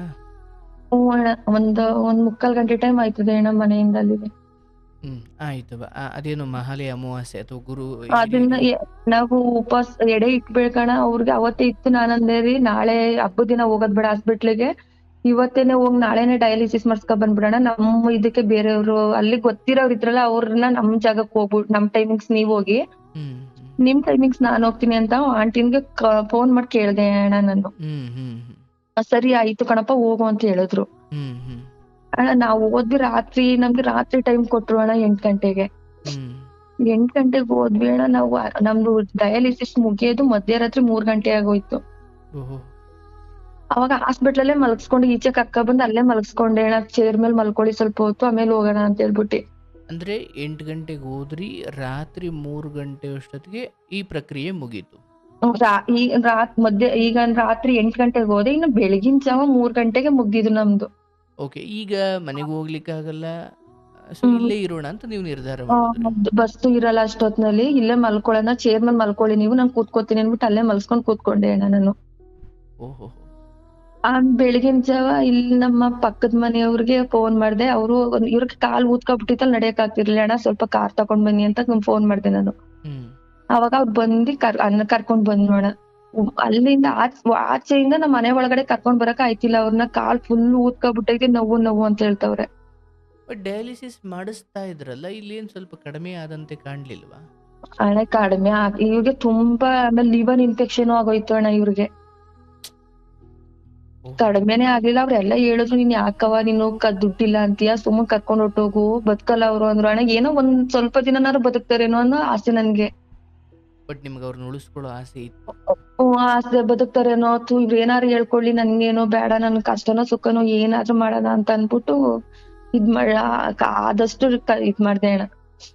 ಆಯ್ತು, ಕಾರಲ್ಲಿ ಕರ್ಕೊಂಡು ಬಂದ್ರಿ, ಅವಾಗ ಮನೆಗೆ ಬರೋಕು ಆಗ್ತಾ ಇಲ್ಲ ಅಣ್ಣ. ಆಗ ಇನ್ನು ಪಕ್ಕದ ಮನೆಯವ್ರನ್ನ ಇಬ್ಬರನ್ನ ಕರೆದ್ಬಿಟ್ಟು ಆ ಕಡೆ ಇಬ್ರು ಈ ಕಡೆ ಇಬ್ರು ಇಟ್ಕೊಂಡು ಹೆಂಗೋ ಮನೆ ಒಳಗಡೆ ಕರ್ಕೊಂಡ್ ಬಂದ್ ಆಗ್ತೋಣ. ಎಡೆ ಇಕ್ಬೇಕಣ್ಣ, ಎಲ್ಲ ಮಾಡ್ದೆ. ಬೆಳಿಗ್ಗೆ ಎದ್ದಿ ಎಲ್ಲ 7 ಗಂಟೆ 8 ಗಂಟೆ ಅಷ್ಟ್ರಲ್ಲಿ ಮನೆಗ್ ಬಂದ್ವಿ. ಅವ್ರನ್ನ ರೂಮಲ್ಲಿ ಮಲಗಿಸ್ಬಿಟ್ಟು ಮನೆಯೆಲ್ಲ ಒರ್ಸಿ ಎಲ್ಲ ಮಾಡಿ ಎಡೆ ಇಕ್ಕಕ್ಕೆಲ್ಲ ಆಯ್ತಣ್ಣ 12 ಗಂಟೆ. 12 ಗಂಟೆ ಆಯ್ತು. ಇವ್ರನ್ನ ಪೂಜೆ ಮಾಡಿ ಅಂದ್ರೆ ಎದ್ದೇಳಕ್ ಆಗ್ತಾ ಇಲ್ಲ ಇವ್ರಿಗೆ. ರೂಮ್ ಅಲ್ಲೇ ಮಲಗಿಸ್ಬಿಟ್ಟಣ್ಣ ಇವ್ರನ್ನ, ರೂಮ್ದೇ ಬಾಗ್ಲ ಹಾಕ್ಬಿಟ್ಟಣ. ಮನೆ ಪೂಜೆ ಮಾಡಿದ್ರೆ ಒಳಗಡೆ ಯಾರು ಇರಂಗಿಲ್ಲ, ಹೊರಗಡೆ ಹೋಗ್ಬೇಕೆಲ್ಲ ಪೂಜೆ ಮಾಡಾದ್ಮೇಲೆ. ಇವ್ರು ಬರಕ್ ಆಗ್ತಾ ಇಲ್ವಲ್ಲ ಅನ್ಬಿಟ್ಟು ಒಳಗಡೆ ರೂಮ್ ಒಳಗಡೆನೆ ಮಲಗಿಸ್ಬಿಟ್ಟು ನಾನು ನನ್ ಮಗ ಇಬ್ರೇ, ನನ್ ಮಗಳು ನನ್ ತಂಗಿ ಮನೆ ಇದ್ಲು, ಅಲ್ಲೇ ಓದಕ್ ಹೊರ್ಟೋದ್ಲು. ನಾನು ನನ್ ಮಗ ಇಬ್ರೇ ಪೂಜೆ ಮಾಡ್ಬಿಟ್ಟಣ. ಬಂದು ಅಷ್ಟೇ ಪೂಜೆ ಮಾಡ್ಬಿಟ್ಟು ಒಳಗಡೆ ಹೋದೋಣ. ಪೂಜೆನೂ ಮಾಡಕ್ ಬರ್ಲಿಲ್ಲ, ರೂಮಿಂದ ಬಾಗ್ಲ ಹಾಕೊಂಡು ರೂಮ್ ಒಳಗಡೆನೆ. ಓಕೆ, ಅಂದ್ರೆ ಅವ್ರ ರೂಮ್ ಬಾಗಿಲು ಹಾಕಿ ನೀವು ಪೂಜೆ ಮಾಡಿ, ಸೊ ಒಳಗಡೆ ಯಾರು ಈಗ ಪೂಜೆ ಮಾಡಿದ ಒಂದ್ ಗಳಿಗೆ ಇರಬಾರ್ದು ಅಂತ ನೀವು ಹೊರಗಡೆಗೆ ಬರ್ತೀರಿ. ಹೊರಗಡೆ ಅವ್ರು ಎದ್ ಬರಕ್ ಆಗ್ತಿಲ್ವಲ್ಲ ಅಣ್ಣ, ಇನ್ನೇನ್ ಮಾಡಕ್ ಆಗುತ್ತದೆ ಅನ್ಬಿಟ್ಟು ಅವ್ರೊಬ್ಬರನ್ನೇ ರೂಮ್ ಒಳಗಡೆ ಬಾಗ್ಲ ಹಾಕೊಂಡ್ ನಾವ್ ಆಚೆಗೆ ಹೋದ್ವಿ. ಓಕೆ, ಪೂಜೆ ಮಾಡಾಯ್ತಣ್ಣ. ಊಟ ಮಾಡ್ಬೇಕು ಅಷ್ಟೇ ಕಾರಣ, ಇನ್ನೇನ್ ಸ್ವಲ್ಪ ಊಟ ಮಾಡ್ಬೇಕು. ಫುಲ್ ಕಿರ್ಚಕ್ ಸ್ಟಾರ್ಟ್ ಆದ್ರು, ನಂಗೆ ಆಯ್ತಿಲ್ಲ, ಕಾಲ್ ಎತ್ತಕ್ ಆಗ್ತಿಲ್ಲ ಅಂತೇಳಿ. ಅಂದ್ರೆ ನೀವು ಆಚೆಗೆ ಬಂದ ಮೇಲೆ ಕಿರ್ಚಕ್ ಶುರು ಮಾಡಿದ್ರ? ಅವ್ರು ಅವಾಗ್ಲೇ ನೋವು ಅಂತ ಹೇಳ್ತಿದ್ರು. ನಾನು ಪೂಜೆ ಮಾಡ್ಬಿಟ್ಟು ಬಂದ್ಬಿಡೋಣ ಒಳಗಡಿಕೆ, ಆಮೇಲೆ ಊಟ ಕೊಟ್ಬಿಟ್ಟು ನೋಡೋಣ ಏನಾಗೈತೆ ಅಂತ ಹೇಳ್ಬಿಟ್ಟು ಅನ್ಕೊಂಡ್ ಹೋದ್ವಿ. ಫುಲ್ ನೋವು ಅಂತ ಸ್ಟಾರ್ಟ್ ಮಾಡಿದ್ರ. ನಾವು ಕಾಲ್ ಆಗ್ತಾ ಇಲ್ಲ, ಊದ್ಕೊಬಿಟ್ಟೈತೆ ಫುಲ್ಲು. ಅವಾಗ ಏನಾಯ್ತು ಅಂತ ಹೇಳ್ದೆ. ಆಗ್ಲಿಲ್ಲ. ನಮ್ಮ ಚಿಕ್ಕ ಮಾವನ್ ಮಗನ್ಗೆ ನಮ್ ಚಿಕ್ಕಪ್ಪನ್ ಮಗಳನ್ನೇ ಕೊಟ್ಟಿರೋದು, ಮದ್ವೆ ಮಾಡಿರೋ. ನನ್ ತಮ್ಮ ಇಲ್ಲೇ ಇದ್ದ ಊರೊಳಗಡೆ, ಸ್ವಲ್ಪ ದೂರ. ಅವಾಗ ಅವನು ಫೋನ್ ಮಾಡ್ದೆ, ಬೇಗ ಬಾ, ಹಿಂಗೆ ಹುಷಾರಿಲ್ಲ, ನಿನ್ ಬಾವಂಗೆ ಸಖತ್ ಸೀರಿಯಸ್ ಆಗ್ಬಿಟ್ಟೈತೆ, ಬಾ ಅಂತ ನನ್ ತಮ್ಮಂಗ್ ಫೋನ್ ಮಾಡ್ದೆ. ಅವನು ತಕ್ಷಣ ಒಂದ್ 5 ನಿಮಿಷಕ್ಕೆ ಅಣ್ಣ ಮನೆ ಹತ್ರಕ್ ಬಂದ. ತಕ್ಷಣ ಹಾಸ್ಪಿಟ್ಲ್ ಕರ್ಕೊಂಡ್ ಹೊಟ್ಟೋದು ಅವತ್ತೇನೆ. ಅಲ್ಲಿ ತುಂಬಾ ಎಮರ್ಜೆನ್ಸಿ ಐತೆ ಅನ್ಬಿಟ್ಟು ಐಸಿಗೆ ಕರ್ಕೊಂಡ್ ಹೊಟ್ಟೋದ್ರು. ಫುಲ್ ಕಾಲು ಸ್ವಲ್ಪ ಒಡ್ದೋಗ್ಬೇಕು ಆ ತರ ಊದ್ಕೊಬಿಡ್ತು ಕಾಲು. ಐಸಿ ಕರ್ಕೊಂಡ್ ಹೋದ್ರು. ಅವ್ರು ಸಖತ್ ಎಮರ್ಜೆನ್ಸಿ ಅಂತ ಅನ್ಕೊಂಡು ಅಣ್ಣ ಅವ್ರಿಗೆ ಏನಂದ್ರೆ ಬರೀ ಮೆಡಿಸಿನ್ ಕೊಟ್ರೆ ಮಾತ್ರ ಮಾತಾಡ್ತಾರೆ, ಜ್ಞಾನ ಏನು ಇಲ್ಲ. ಬರೀ ನಾನು ಹೆಂಡ್ತಿ ಅಂತ ಗೊತ್ತಷ್ಟೇ, ಇನ್ ಯಾರನ್ನೂ ಕಂಡಿಡಿತಿಲ್ಲ. ಐಸಿಗೆ ಹಾಕಿ ಆಕ್ಸಿಜನ್ ಎಲ್ಲ ಹಾಕಿದ್ರು, ಮತ್ತೆ ಕಾಲ್ ಸರ್ಜರಿ ಮಾಡ್ಬೇಕು ಅಂತ ಹೇಳಿದ್ರು. ಅವ್ರು ಮಾಮೂಲಿ ಸ್ವಲ್ಪ 2 ದಿನ ಐಸಿಲಿ ಇಟ್ಕೊಂಡ್ರು, ಮಾಮೂಲಿ ನಾರ್ಮಲ್ ವಾರ್ಡ್ಗೆ ಹಾಕಿದ್ರು. ಪುನಃ BP ಮಾತ್ರ ಬೆಳಿಗ್ಗೆನೆ ಕೊಡ್ಬೇಕಲ್ಲ, ಸಿಸ್ಟರ್ ಬಂದ್ರು, ಏನೋ ತಿನ್ಸಿದೀರಾ ಅಂದ್ರು. ಇನ್ನೂ ಏನು ತಿನ್ಸಿಲ್ಲ, ಇನ್ನೂ ತಿಂದಿಲ್ಲ ಅಂತ ಹೇಳಿದೆ ನಾನು. ಅವ್ರು ಟ್ಯಾಬ್ಲೆಟ್ಸ್ ಕೊಟ್ಟೇ ಬಿಟ್ರು. ಒಂದಿನ ಅವ್ರು ತಿಂದಿಲ್ಲ ಅಂತ ಹೇಳಿದ್ದೀನಿ ನಾನು, ಕೊಟ್ಬಿಟ್ರು. ಫುಲ್ ಜ್ಞಾನ ತಪ್ಪೋಯ್ತು, ಏನು ಮಾತಾಡ್ತಿಲ್ಲ ಅವ್ರು. ಅಂದ್ರೆ ಏನು ತಿಂದಿಲ್ಲ ಅಂದ ಮೇಲೆ ಅವ್ರು ಟ್ಯಾಬ್ಲೆಟ್ಸ್ ಕೊಟ್ರು. ಅವ್ರು ಟ್ಯಾಬ್ಲೆಟ್ಸ್ ಕೊಟ್ಬಿಟ್ರು. ನಾನ್ ಬೇಡ, ನಾನು ಏನು ತಿಂದಿಲ್ಲ ಅಂದ್ರೆ, ಅಮ್ಮ ಇದ್ರು, ಅಮ್ಮ ಹೇಳವ್ರೆ ತಿಂದಿಲ್ಲ ಅಂತ. ಹಂಗದ್ರು ಕೊಟ್ಟೇ ಬಿಟ್ರು. ನಾನು ಅಲ್ಲಿಂದ ವಾಶ್ರೂಮಿಂದ ಬರೋಷ್ಟ್ರಲ್ಲಿ ಕೊಟ್ಬಿಟ್ಟು ತಲೆ ಸುತ್ತ ಅವ್ರಿಗೆ ಜ್ಞಾನನೇ ಇಲ್ಲ, ಬಿದ್ದೋಗ್ಬಿಟ್ಟವ್ರೆ. ನಾನು ರೀ ಅಂತಂದ್ರೆ ಅವ್ರು ಮಾತಾಡ್ತಿಲ್ಲ. ಅವಾಗ ತಿರ್ಗಾ ಅವರೇ ಡಾಕ್ಟರ್ ಫೋನ್ ಮಾಡಿದ್ರು, ಎಮರ್ಜೆನ್ಸಿ ಕರ್ಕೊಂಡೋಗಿ ಐಸಿಗೆ ಅಂತ. ತಿರ್ಗಾ 1 ಗಂಟೆ ಆಗಿತ್ತು ಅಷ್ಟೇ, ಐಸಿ ತಂದು ಪುನಃ ಐಸಿಗೆ ತಗೊಂಡೊಟ್ಟೋದ್ರು. ಅಲ್ಲಿಂದ ಕರ್ಕೊಂಡೋದ್ಮೇಲೆ ಕಾಲ್ ಸರ್ಜರಿ ಮಾಡ್ಬೇಕು ಸತ್ತಿ ಅಣ್ಣ, ಮಲ್ಗಂಗ್ ಹೊರಿ ಉಸಿರಾಡ್ತಾವ್ರೆ ಅಷ್ಟೇ ಅಣ್ಣ. ಅವ್ರಿಗೆ ಕಾಲ್ ಸರ್ಜರಿ ಅಂತ ಎಲ್ಲ ಫುಲ್ ಕಾಲೆಲ್ಲ ಕುಯ್ದ್ಬಿಟ್ರು ಕಣ. ಆಚೆ ಇದ್ರಿ? ಹೊರಗಡೆ ಕರ್ಕೊಂಡ್ ಹೋದ್ರು, ನನ್ನ ಆಚೆಯಿಂದ ಐಸಿಲಿ ಯಾರು ಕೂರ್ಸಲ್ವಲ್ಲ, ನಾನ್ ಹೊರಗಡೆ ಇದ್ದೆ. ಆಮೇಲೆ ಸ್ವಲ್ಪ ಪ್ರಜ್ಞೆ ಬಂತು, ನಾನು ಹೆಂಡತಿ ನೋಡ್ಬೇಕು ಅಂತ ಹೇಳಿ. ಅದು 2 ದಿನ. ಇವಾಗ ಮಧ್ಯರಾತ್ರಿ 11 ಗಂಟೆಗೆ ತಗೊಂಡ್ ಹೋಗಿದ್ದಣ್ಣ ಐಸಿಯಿಂದ ಕಾಲ್ ಸರ್ಜರಿ ಮಾಡ್ಬೇಕು ಅಂತ ಹೇಳಿ. ಅದಕ್ಕೂ ಬೇರೆ ಇಟ್ರಣ ಇನ್ಫೆಕ್ಷನ್ ಆಗೋಗೈತೆ, ಅದಕ್ಕೆ ಅಂತ ಹೇಳಿದ್ರು ಅವರು. ಇನ್ಫೆಕ್ಷನ್ ಆಗಿದೆ, ಆಗ ಕಾಲ್ ತೆಗಿಬೇಕು ಅಂತ. ಕಾಲ್ ಡಯಾಲಿಸಿಸ್ ಗಿಂತ ಇದು ಬೇರೆ. ಇದು ಬೇರೆ ಅಣ್ಣ. ಏನಂದ್ರಿ? ಅಂದ್ರೆ ಆ ಸಮಯದಲ್ಲಿ ಆಯ್ತು, ಇದಕ್ಕೂ ಏನೋ ಮಾಡೋಣ, ತೊಂದ್ರೆ ಇಲ್ಲ ಮಾಡಿ ಅಂದ್ರ ನೀವು? ಅಣ್ಣ ಯಾವ ತರನೋ ಬದುಕಿದ್ರೆ ಸಾಕು ಅನ್ನೋ ಸ್ಥಿತಿ ನಂದು ಅಣ್ಣ. ಅದು ಫುಲ್ಲು ನಾನ್ ನೋಡೇ ಇಲ್ಲ ಅದನ್ನ. ನನ್ನ ತಮ್ಮ ನೋಡ್ಬಿಟ್ಟು ಹೇಳಿದ್, ಫುಲ್ಲು ಎಲ್ಲ ಬರೀ ಮೂಳೆ ಮಾತ್ರ ಕಾಣಿಸ್ತೈತೆ, ಆ ತರ ಮಾಡವ್ರೆ ಅವರು. ಅದೆಲ್ಲ ಮಾಡಿದ್ರು. ಅದನ್ನ ಅವ್ರಿಗೆ ಊಟ ತಿನ್ನಲ್ಲ, ಏನ್ ತಿನ್ನಲ್ಲ. ಇಷ್ಟೇ ಲಿಮಿಟ್ ನೀರು, 1 ದಿನಕ್ಕೆ 1/4 ಲೀಟರ್ ನೀರು ಅಷ್ಟೇನೆ. ಸಾಂಬಾರಿಂದ, ಕಾಫಿಯಿಂದ, ಊಟದಿಂದ ಅಷ್ಟೇ ದಿನ ಕೊಡ್ತಿದ್ದು. ಅಷ್ಟ್ ಕೊಡ್ತಿದ್ದು. ಅದ್ರಲ್ಲಿ ಏನ್ ಊಟ ಇಲ್ಲ, ಏನ್ ತಡಿತಾರೆ ಅವ್ರು? ಮೆಡಿಷನ್ ತಡಿತಾರೋ, ಇದೆಲ್ಲ ಏನ್ ತಡಿತಾರೆ ಅವ್ರು? ಆಗ್ಲಿಲ್ಲ. ಅದು ಆಯ್ತು, ಅದನ್ನು ಆಯ್ತು. ಇವತ್ತು 11 ಗಂಟೆಗೆ ತಕೊಂಡೋಗಿ ನನ್ಗೆ ಬೆಳಿಗ್ಗೆ 8 ಗಂಟೆಗೆ ಈಚೆ ಕೊಟ್ರು ಅವ್ರು. ರಾತ್ರಿ 11 ಗಂಟೆಗೆ ಕರ್ಕೊಂಡೋಗಿ ಬೆಳಿಗ್ಗೆ 8 ಗಂಟೆಗೆ ಆಪರೇಷನ್ ಆಯ್ತು ಅಂತ ಹೇಳ್ಬಿಟ್ಟು ಪುನಃ ಮಾಮೂಲಿ ವಾರ್ಡ್ಗೆ ಹಾಕಿದ್ರುನು ಹಾಕಿ 2 ಅವರ್ ಚೆನ್ನಾಗಿರ್ಲಿಲ್ಲ. ಸ್ವಲ್ಪ ಜ್ಞಾನ ಇತ್ತು. ಪುನಃ ಜ್ಞಾನ ಇಲ್ಲ ಅಂತ ಅಂದ್ಬಿಟ್ಟು 2 ಅವರ್ ಆದ್ಮೇಲೆ ಪುನಃ ಐಸಿಗೆ ತಗೊಂಡೋಟವ್ರು, ಜ್ಞಾನ ಇರ್ಲಿಲ್ಲ ಅವ್ರಿಗೆ. ಅಂದ್ರೆ ಈ 1 ದಿನದ ಅಂತರದಲ್ಲಿ 3ನೇ ಸತಿ ಐಸಿಗೆ ಹೋಯ್ತಿರೋದು? 3 ಸರಿ, 3ನೇ ಸರಿ. ಅವಾಗ ತಗೊಂಡ ಆಕ್ಸಿಜನ್ ಹಾಕಿದ್ರೆ ಮಾತ್ರ ಸ್ವಲ್ಪ ಉಸಿರಾಡ್ತಿದ್ರು ಅಷ್ಟೇ, ಇನ್ನೇನಿಲ್ಲ. ಆಮೇಲೆ ನನ್ನ ಕರೆದ್ರೆ ಏನಾದ್ರು ಮಾತಾಡಿದ್ರೆ ಬರೀ ಕಣ್ಣಲ್ಲಿ ನೀರ್ ಬರ್ತಿದ್ರು ಅಷ್ಟೇ, ಇನ್ನೇನು ಮಾತಾಡ್ತಿರ್ಲಿಲ್ಲ. ಅವಾಗ ಆಯ್ತು ಅಂತ ಹೇಳ್ಬಿಟ್ಟು ನಂಗೆ ಅಡ್ಮಿಟ್ ಮಾಡಕ್ ದುಡ್ಡು ಕಟ್ಬೇಕು, ನಂತರ 1 ರೂಪಾಯಿ ದುಡ್ಡಿಲ್ಲ ಅಣ್ಣ. ಅವಾಗ ಹೋಗಿ ಬಂದೆ, ಪುನಃ ಊರಿಗೆ ಬಂದೆ ಮನೆಗೇನೆ. ಅವ್ರನ್ನ ಐಸಿಲ್ ಇದ್ರಲ್ಲ ಇಟ್ಬಿಟ್ಟು ನಂದು ಮಂಗಲೆನ ಬಿಚ್ಬಿಟ್ಟು ಹೋಗಿ ಮಂಗಲ ಇಟ್ಟೆ. ಹೌದಾ? ಅಂದ್ರೆ ಅವತ್ತಿಗೆ ಯಾರನ್ನು ಕೇಳೋಣಪ್ಪ, ತಾಳಿ ಮಾರೋದು ಬೇಡ ಅಂತ ಯೋಚಿಸ್ಲಿಲ್ವಾ? ಯಾರನ್ನ ಕೇಳಿ, ಯಾರು ಈ ಕಡೆ ನಮ್ಮ ಯಜಮಾನ್ರ ಕಡೆಯವ್ರು ಕೇಳಿದ್ರೆ ಅವರು ಇವ್ರೇ ಏನೇನೋ ಹೇಳ್ತಾರೆ ಅಂತ ಅಂದ್ಬಿಟ್ಟು ಅವ್ರು ಯಾರು ಕೊಡ್ತಿರ್ಲಿಲ್ಲ ಅವರು. ಬಟ್ ನಿಮ್ಮ ತಾಯಿ ಕಡೆ ಆಲ್ರೆಡಿ ಕೇಳಿ ಹೌದು, ತುಂಬಾ ಹೆಲ್ಪ್ ಮಾಡ್ಬಿಟ್ಟವ್ರೆ ಕೇಳಕ್ಕೆ. ಅಂದ್ರೆ ನನ್ಗೆ ಎಷ್ಟು ಅಂತ ಕೇಳಲಿ ಅವ್ರನ್ನ ನಾನು ಅಂದ್ಬಿಟ್ಟು ಇದೊಂದ್ಸರಿ ಇದನ್ನ ನೋಡೋಣ ಅಂತ ಅನ್ಬಿಟ್ಟು ಮಾಂಗಲ್ಯ ಇಟ್ಟೆ. ಅವ್ರು ಇಟ್ಸ್ಕೊತಿಲ್ಲ, ಮಾಂಗಲ್ಯ ಇಟ್ಕೊಳಲ್ಲ ಕಣವ ಅಂತ. ನನ್ ಕಾಲ್ ಬೀಳ್ತೀನಿ, ನನ್ ಗಂಡನಿಗೆ ಅಡ್ಮಿಟ್ ಮಾಡಿದ್ನಿ ಇಟ್ಕೊಳ್ಳಿ ಅಂತ 25,000 ಅವ್ರು ಕೊಟ್ಟಿದ್ದು ನನ್ಗೆ. ಅಂದ್ರೆ ಮಾಂಗಲ್ಯ ನಾನು ಅಡ ಇಟ್ಕೊಳಲ್ಲ ಅನ್ನೋದಕ್ಕೆ ಅವ್ರ ಹತ್ರ ಇದ್ ಕಾರಣ ಏನು? ಅಂದ್ರೆ ಆ ತರ ಇಟ್ಕೊಳೋದಿಲ್ಲ, ತಾಳಿ ನಂಗೆ ಇಟ್ಸ್ಕೊಳಲ್ಲ ನಾವು ಅಂತ ಹೇಳಿದ್ರು. ಅಂದ್ರೆ ಅದು ಒಂದು ಗೌರವ ದೃಷ್ಟಿಯಿಂದ ಅಂತ. ಹೌದು, ಆತರ ಹೇಳಿದ್ರು. ಇಲ್ಲಿ ಕಷ್ಟ ಇದೆ ಕಣಪ್ಪ ಅಂತ ನೀವು ಕೇಳ್ಕೊಂಡು ನಾವ್ ಕೇಳಿದ್ರಿ, ಆಗ ಆಯ್ತು ಅಂದ್ಬಿಟ್ಟು ಕೊಟ್ರು ಅಣ್ಣ. ಅದೇ ಬಂದೇಣ, ನಾನು ಅವ್ರ ಹತ್ರನೇ ಅರ್ಶನದ ಕೊಂಬು ದಾರ ತಕೊಂಡ್ ಮನೇಲಿ ಅವ್ರ ಹತ್ರನೇ ಕಟ್ಟಿಸ್ಕೊಂಡೆ, ತಾಳಿನ ತೆಗ್ದಾಕ್ಬಿಟ್ಟು ತಕೊಂಡ್ ಬಂದಿದ್ ನಾನು. ಅಂದ್ರೆ ಅವ್ರು ಕಟ್ಟುವಷ್ಟು ಶಕ್ತಿ ಇತ್ತ ಅವ್ರಿಗೆ? ಶಕ್ತಿ ಇರ್ಲಿಲ್ಲ ಅಣ್ಣ. ಆದ್ರೂ ಇನ್ನೇನ್ ಮಾಡೋದು, ನಾನೇ ಇಟ್ಕೊಂಡ್ ಕಟ್ಕೊಂಡೆ ಅವ್ರ ಕೈ ಕೊಟ್ಬಿಟ್ಟು. ಶಕ್ತಿ ಇರ್ಲಿಲ್ಲ ಅವ್ರಿಗೆ ಅಷ್ಟು. ಆಮೇಲೆ ನಮ್ಮ ಅಮ್ಮ ನಮ್ ಚಿಕ್ಕ ಮಾಮನ್ ಫೋನ್ ಮಾಡ್ದೆ, ಅಮ್ಮ ಹಿಂಗೆ ಸಖತ್ತು ಸೀರಿಯಸ್ ಅಂತ ಹೇಳ್ಬಿಟ್ಟು ಮಾಡ್ದೆ. ಅವರು ಅವಾಗ 50,000 ರೂಪಾಯಿ ತಂದ್ಕೊಟ್ರು ನನ್ ಕೈಗೆ. ಇವ್ರು ಎಷ್ಟು ಹೇಳಿದ್ರು ಖರ್ಚು ಒಟ್ಟು? ಇವ್ರು ಹೇಳಿದ್ರೆ ಒಂದೊಂದ್ ದಿನಕ್ಕೇನೆ ಅಣ್ಣ 24 ಅವರ್ಸ್ಗೆ ಅಂತಾನೆ 45,000 ರಿಂದ 50,000 ಬಿಲ್ ಮಾಡ್ತಿದ್ರು ಐಸಿಲಿ ಅವರು ದಿನಕ್ಕೆ. ಅವ್ರು ಕೊಟ್ಟಿದ್ ನನ್ಗೆ 1 ದಿನಕ್ಕೂ ಸಾಕಾಗ್ಲಿಲ್ಲ. ಇಲ್ಲ ಅಕ್ಕಪಕ್ಕದವ್ರಣ ಮಾತ್ರ ಮೆಡಿಷನ್ ಎಲ್ಲಾನು ಒಬ್ರು ನಮ್ಮ ಚಿಕ್ಕತ್ತೆ ಮಗ ಇದಾರೆ, ಅವರು 2 ವರ್ಷದ ತನಕನು ನನ್ಗೆ ಡಯಾಲಿಸಿಸ್ ಮತ್ತೆ ಈ ಟ್ಯಾಬ್ಲೆಟ್ಸ್ ಎಲ್ಲ ಅವರೇ ಕೊಡ್ಸಿದ್ರು ನನ್ಗೆ. ಅಂದ್ರೆ ನಿಮ್ಮ ಅಂದ್ರೆ ನಮ್ಮ ಅತ್ತೆನ ರಿಲೇಷನ್, ದೂರದ ಹತ್ರ ಸಂಬಂಧ ಅಲ್ಲ, ದೂರದ ರಿಲೇಷನ್. ಅಂದ್ರೆ ನಿಮ್ ಗಂಡನ ಕಡೆಯವರು? ನಮ್ ಗಂಡನ ಕಡೆಯವರು ಬೆಂಗಳೂರಲ್ಲಿ ಅವ್ರದ್ದು ಅದೇ ಒಂದು ಬಡವ್ರಿಗೆ ಅನ್ನೋದು ಇಟ್ಕೊಂಡವ್ರಂತೆ ಅವರು. ಆ ತರದ್ರಲ್ಲಿ ಬಡವ್ರಿಗೆ ಹೆಲ್ಪ್ ಮಾಡಂಗೆ ಅಂತ ಹೇಳ್ಬಿಟ್ಟಾಗ ನಮ್ ಕಡೆಯವ್ರಿಗೂ ಹಿಂಗೆ ಆಗೈತೆ ಅಂದಿದ್ಕೆ ಅವ್ರ ಕಡೆ ಟ್ರಸ್ಟ್ ಕಡೆಯಿಂದ ಕೊಡಿಸ್ತಿದ್ರು. ಗ್ರೇಟ್. ಸೊ ಬಹುತೇಕ ಡಯಾಲಿಸಿಸ್ ವಿಚಾರ ಪಾಪ ಅವ್ರು ನೋಡ್ಕೊಳ್ತಿದ್ರು. ಮೆಡಿಸಿನ್ ಮಾತ್ರ ಅವ್ರು ಕೊಡಿಸ್ತಿದ್ರು, ಡಯಾಲಿಸಿಸ್ ಮಾತ್ರ ನಾನ್ ದುಡ್ಡು ಕೊಡ್ತಿದ್ದೆ ಅಷ್ಟೇ. ಅದೇನು 1,000 1,500 ಇತ್ತಲ್ಲ ಅದನ್ನ ಕೊಡ್ತಿದ್ರು? ಅದನ್ನ ವಾರಕ್ಕೆ 6,000 ಆಯ್ತಿತ್ತು, ಅದನ್ನ ನಾನ್ ಕಟ್ಕೋತಿದ್ದೆ.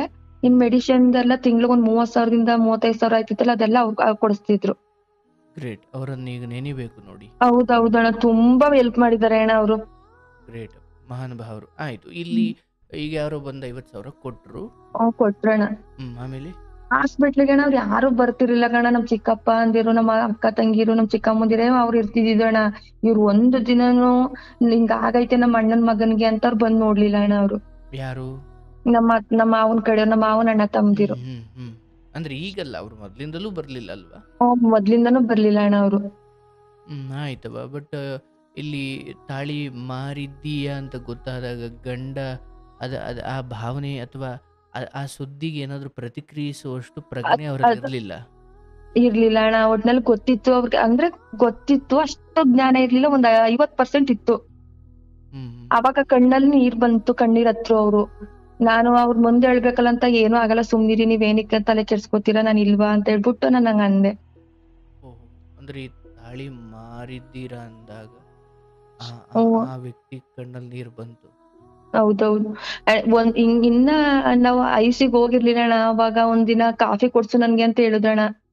ನಂತರ ಕಾಫಿ ಕೊಡ್ಸಕ್ಕೂ ದುಡ್ಡು ಇರ್ಲಿಲ್ಲ ಅಣ್ಣ. 50 ರೂಪಾಯಿ ಮಾತ್ರ. ನಂತರ ಬಸ್ ಚಾರ್ಜ್ ಇಬ್ರಿಗೂ 25 ರೂಪಾಯಿ ಬಸ್ ಚಾರ್ಜ್ ಬಿಟ್ರೆ ನಂತರ 1 ರೂಪಾಯಿ ಇರ್ಲಿಲ್ಲ. ಈ ತರ ಸ್ಥಿತಿ ಆಯ್ತಲ್ಲ ಅನ್ಕೊಂಡ್ ಹತ್ಕೊಂಡ್ ಬರ್ತಾ ಇದೆ ಅಣ್ಣ. ನಿಜ ದೇವ್ರ ತರನೇ ಇಬ್ರು ಟಿಬೇಟಿಯನ್ಸ್ ಅಲ್ಲಿ ಕಾಫಿ ಕುಡ್ಕೊಂಡು ಹೋಟೆಲಿಂದ ಹೋಯ್ತಿದ್ರು. ಅವ್ರ ಮನ್ಸಿಗೆ ಏನ್ ಅನ್ಸ್ತೋ ಗೊತ್ತಿಲ್ಲ ಅಣ್ಣ. ನಿಜ ನಮ್ಮಿಬ್ಬರನ್ನ ನೋಡ್ಬಿಟ್ಟು ಅದು ಏನ್ ಅನ್ಸ್ತೋ ಗೊತ್ತಿಲ್ಲ. ಅವ್ರು ನಂಗೆ 400 ರೂಪಾಯಿ ದುಡ್ಡು ಕೊಟ್ರು ಅಣ್ಣ ಕೈಗೆ. ಬಟ್ ಆ ಭಾಷೆ ಅಂದ್ರೆ ಅವ್ರಿಗೆ ನಿಮ್ ಭಾಷೆ ಅರ್ಥ ಆಗದ? ನಾನ್ ಏನು ಮಾತಾಡ್ಲಿಲ್ಲ. ನಾನ್ ಗೇಟ್ ಇಂದ ಆಚೆ ಹೋಗ್ತಿದ್ದೆ ಅಷ್ಟೇ. ನಾನು ಅವ್ರು ನನ್ನ ನೋಡಿದ್ರು, ನಮ್ಮಿಬ್ಬರನ್ನ ನೋಡಿದ್ರು ಅಷ್ಟೇ ಬಿಟ್ಟಿ ನಾವು ಏನು ಮಾತಾಡ್ಲಿಲ್ಲ, ಅವ್ರು ಏನು ಮಾತಾಡ್ಲಿಲ್ಲ. ಅವ್ರು ನಿಮ್ ಕೈಗೆ 400 ರೂಪಾಯಿ ಕೊಟ್ರು? 400 ರೂಪಾಯಿ 200 ರೂಪಾಯಿ 200 ಲೋಟ್ ಕೊಟ್ರು. ನಾನು ಅವ್ರ ಮುಖನೇ ನೋಡ್ತಾ ಇದೀನಿ, ಏನಕ್ಕೆ ಹಿಂಗ್ ಕೊಡ್ತಾವ್ರಿ ಇವ್ರು ನನ್ಗೆ ಅಂತ ಹೇಳ್ಬಿಟ್ಟು. ಬಟ್ ನಿಮ್ ನಡುವೆ ಮಾತಿನ ಅಥವಾ ಏನಿಲ್ಲ, ಬಳಕೆ ಆಗ್ಲಿಲ್ಲ, ಮೌನವೇ ಅಲ್ಲಿ ಮಾತಾಡಿದ್ದು?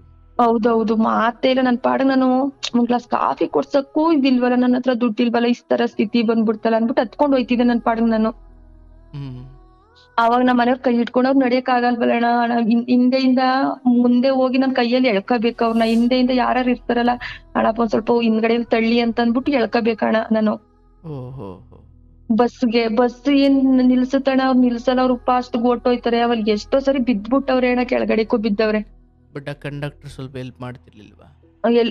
ನಮ್ ಇಲ್ಲಿಂದ ಹೋಗೋರೇನೆ ಹೆಲ್ಪ್ ಮಾಡ್ತಿದ್ರು ಪಾಪ. ನಾನು ದಿನ ಹೋಗೋದ್ ನೋಡಿದ್ರಲ್ಲ ಅವ್ರು.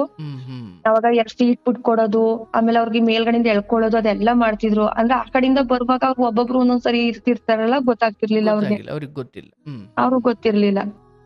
ಆಯ್ತವ. ಅವರು ಅಂದ್ರೆ ನೋಡಿ, ಅದೆಂತ ಪಾಪ ಅವ್ರೊಂದು ಟೀ ಕೊಡ್ಸು ಅಂದಾಗ ನಮ್ಮ ಬಳಿ ದುಡ್ಡಿಲ್ಲ ಅಂದಾಗ ಅದು ಎಂತಹದ್ದು ಸ್ಥಿತಿ. ಬಟ್ ಅದೇ ಸಮಯಕ್ಕೆ ಯಾರು ಗೊತ್ತಿಲ್ಲ, ಗುರಿ ಇಲ್ಲ, ನಿಜ ಅವ್ರು ಯಾರಂತಾನೆ ನಮಗ್ ಗೊತ್ತಿಲ್ಲ ಅಣ್ಣ. ಅವ್ರೊಂದ್ ಟೀ ಕುಡ್ಕೊಂಡು ಎದ್ದು ಬರ್ತಿದ್ರು. ನಾನೊಂದ್ ಬ್ಯಾಗ್ ಇಟ್ಕೊಂಡು ಬೆಡ್ಶೀಟ್ ಎಲ್ಲ ತಗೊಂಡ್ ಹೋಗ್ತಿದ್ನಲ್ಲ ಇವ್ರಿಗೆ ಹೊಚ್ಚಕ್ಕೆ.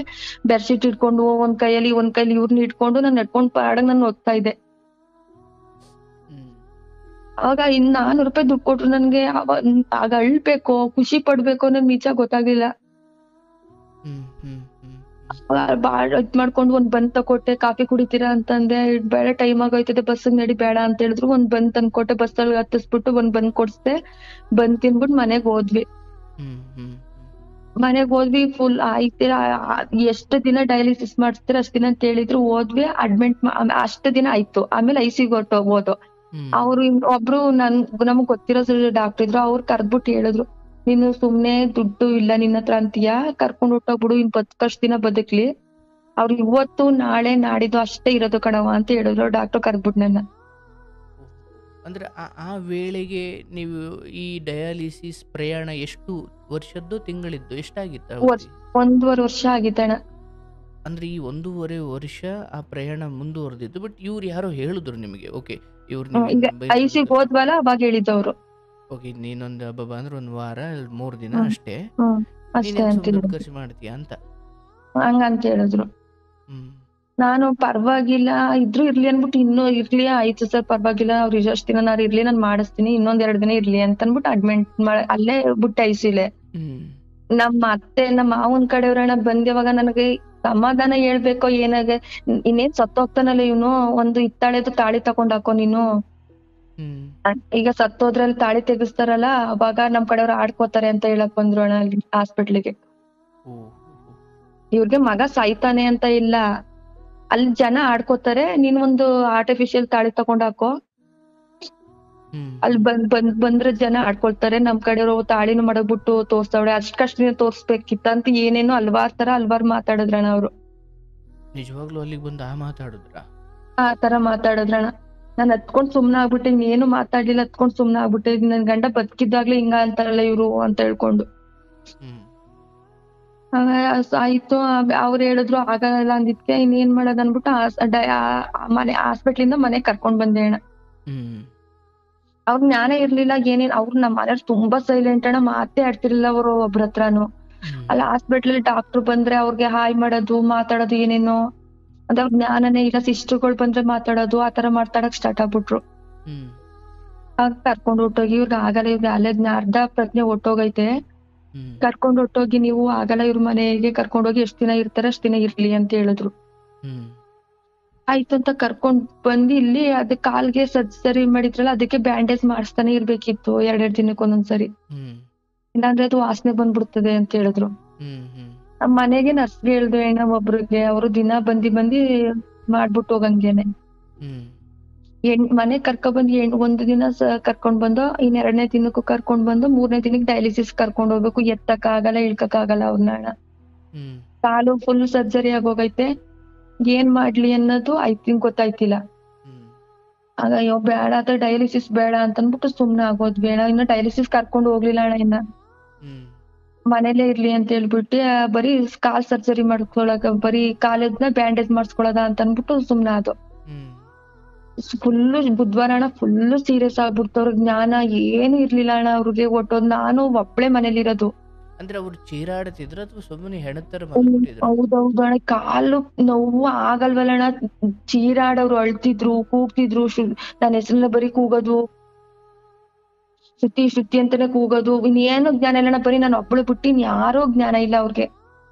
ಬಟ್ ಆ ನೋವನ್ನ ಅವರು ತುಂಬಾ ಕೂಗಾಡಿ ವ್ಯಕ್ತಪಡಿಸ್ತಾ ಇದ್ರು.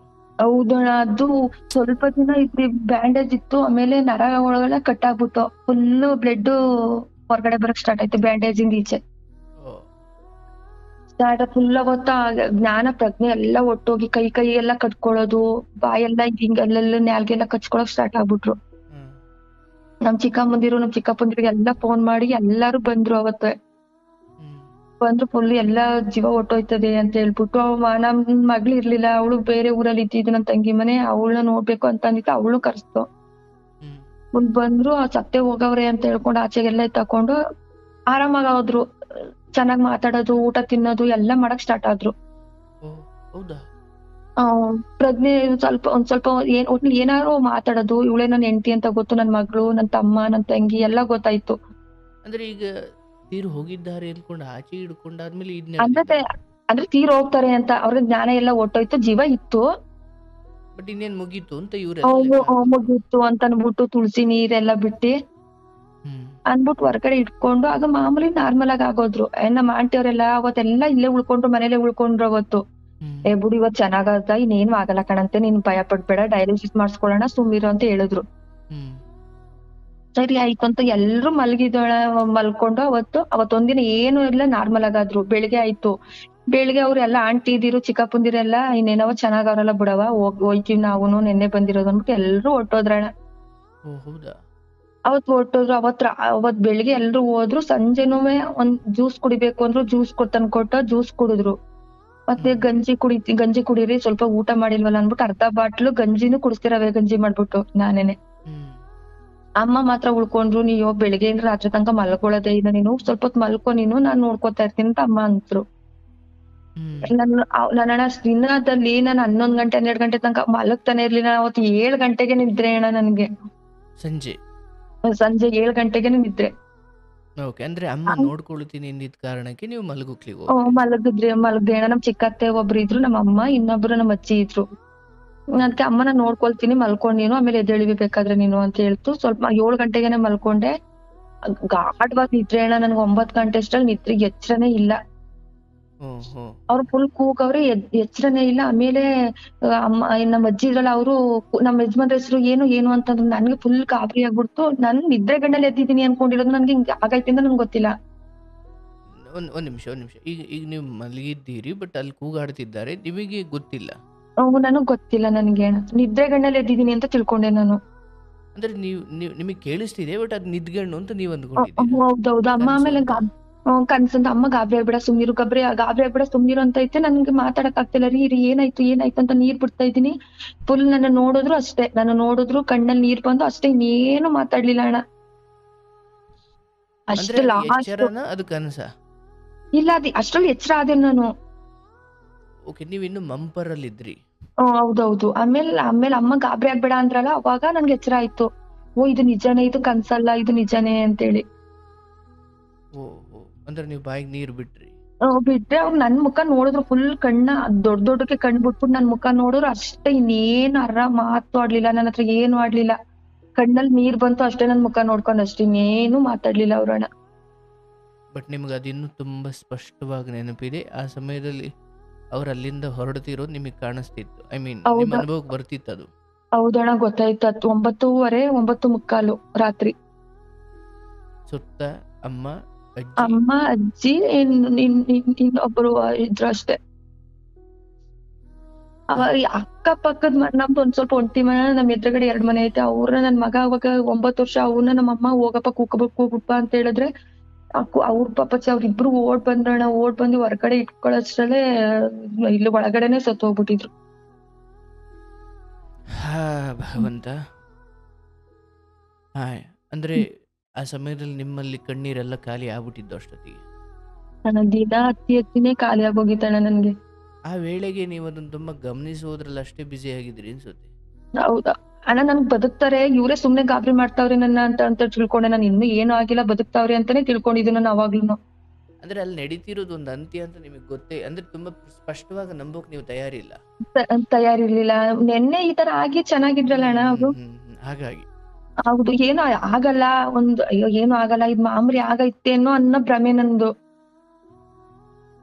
ಬಟ್ ನಿಮಗಲ್ಲಿ ಸಾವು ಅನ್ನೋ ಸ್ಪಷ್ಟತೆ ಸಿಕ್ಕಿ ಒಂದಷ್ಟು ಸಮಯ ಆದ್ಮೇಲಂತೂ ನಿಮಗೆ ತುಂಬಾ ಸ್ಪಷ್ಟವಾಗಿರುತ್ತೆ. ಆಮೇಲೆ ಜ್ಞಾನ ಇರ್ಲಿಲ್ಲ ಅಣ್ಣ ನನ್ಗೆ. ಅದು ಸ್ವಲ್ಪ ಬಿದ್ದೋಗ್ಬಿಟ್ನಲ್ಲ, ಜ್ಞಾನ ಇರ್ಲಿಲ್ಲ ನನ್ಗೆ. ಹೊರಗಡೆ ಎಲ್ಲ ಕರ್ಕೊಂಡ್ ಹೋಗೋರು ನನ್ಗೆ ಗೊತ್ತೇ ಇರ್ಲಿಲ್ಲ. ನೀವು ಅವ್ರು ತೀರೋದ್ಮೇಲೆ ನೀವು ಬಿದ್ದೋದ್ರಾ? ಬಿದ್ದೋಗಿದ್ ಅಷ್ಟೇ ನನಗ್ ಗೊತ್ತಿರೋದು. ಅಮ್ಮ ಗಾಬರಿ ಆಗ್ಬೇಡ ಸುಮ್ನಿರು ಅಂತಲ್ಲ ಅಮ್ಮ ಅಷ್ಟೇ ಹೇಳಿದ್ ಅಷ್ಟೇ ನನಗ್ ಗೊತ್ತಿರೋದು. ನಾನ್ ರೀ ಅಂತ ಹೇಳಿದ್ಮೇಲೆ ಅಷ್ಟೇ ನನ್ ಜ್ಞಾನ, ಏನು ಜ್ಞಾನ ಇಲ್ಲ. ಬಟ್ ಆ ವೇಳೆಗೆ, ಆ ಕಡೆ ಸಮಯದಲ್ಲಿ ಅವರ ಕಾಲಿನ ನರಳಾಟ ಇರ್ಲಿಲ್ಲ? ಇರ್ಲಿಲ್ಲ. ಅಷ್ಟು ಹೇಳ್ತಿದ್ದಿದ್ದು ಅವತ್ತು ಏನು ಕಾಲ್ ತೆಗ್ದಾಕು ಅನ್ನೋರು, ಈ ಕಡೆ ಹಾಕು ಅನ್ನೋರು, ಕಾಲ್ ಕೆಳಗಡೆ ಪಿಲ್ಲು ಹಾಕು ಅಂತ ಹೇಳೋರು, ಒದ್ದಾಡ್ತಿದ್ರು. ಅವತ್ತು ಕಾಲ್ ನೋವು ಇಲ್ಲ, ಏನೂ ಇಲ್ಲ ಅಣ್ಣ. ಅಷ್ಟೊತ್ತಲ್ಲಿ ಸುಮ್ನೆ ಆರಾಮ್ಸೆ ಮಲ್ಗವ್ರೆ. ಆಯ್ತವ. ಆ ವೇಳೆಗೆ ಅವತ್ತಿನ್ನು ಬೆಳಿಗ್ಗೆ ಹೋದವರೆಲ್ಲ ಮತ್ತೆ ಬಂದ್ರು?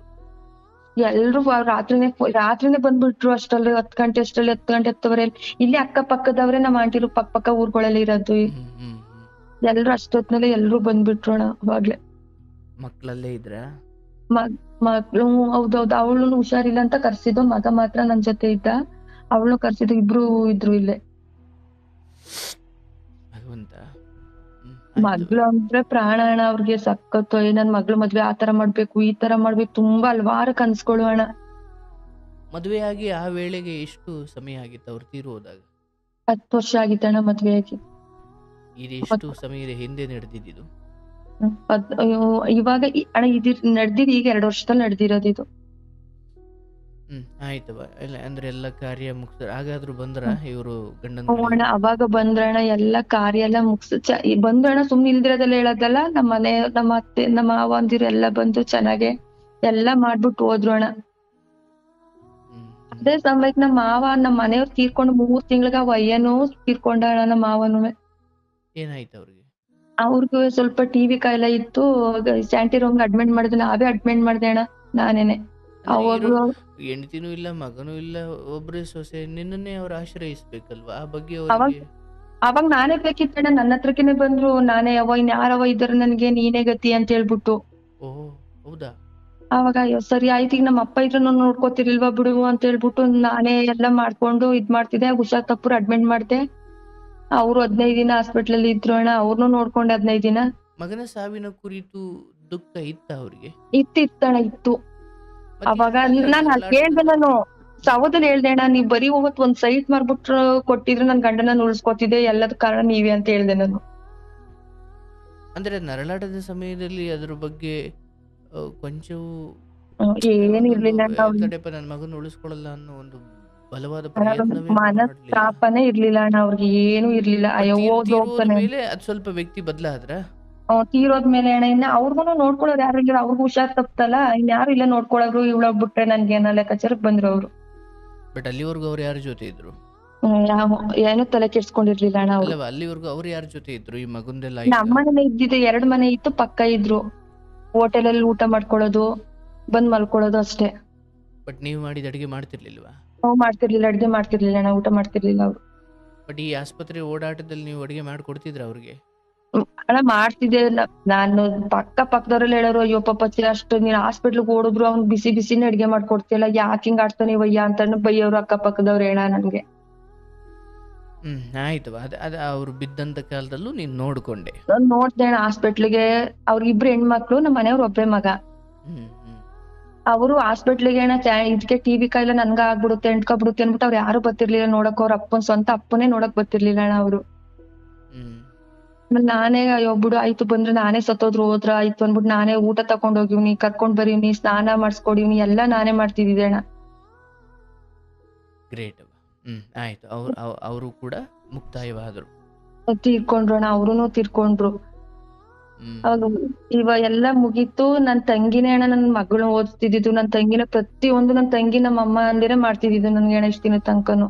ತಂಗಿ ಅಂದ್ರೆ ಅವ್ರ ಮದ್ವೆ ಆಗೋರು ಒಂದ್ ಮಟ್ಟಿಗೆ ಜೀವನ ಚೆನ್ನಾಗಿತ್ತು? ಹೌದಣ್ಣ, ಅವ್ರು ಬ್ಯಾಂಕ್ ಅಲ್ಲಿ ಕೆಲ್ಸದಲ್ಲಿ ಇದ್ದಾಳೆ.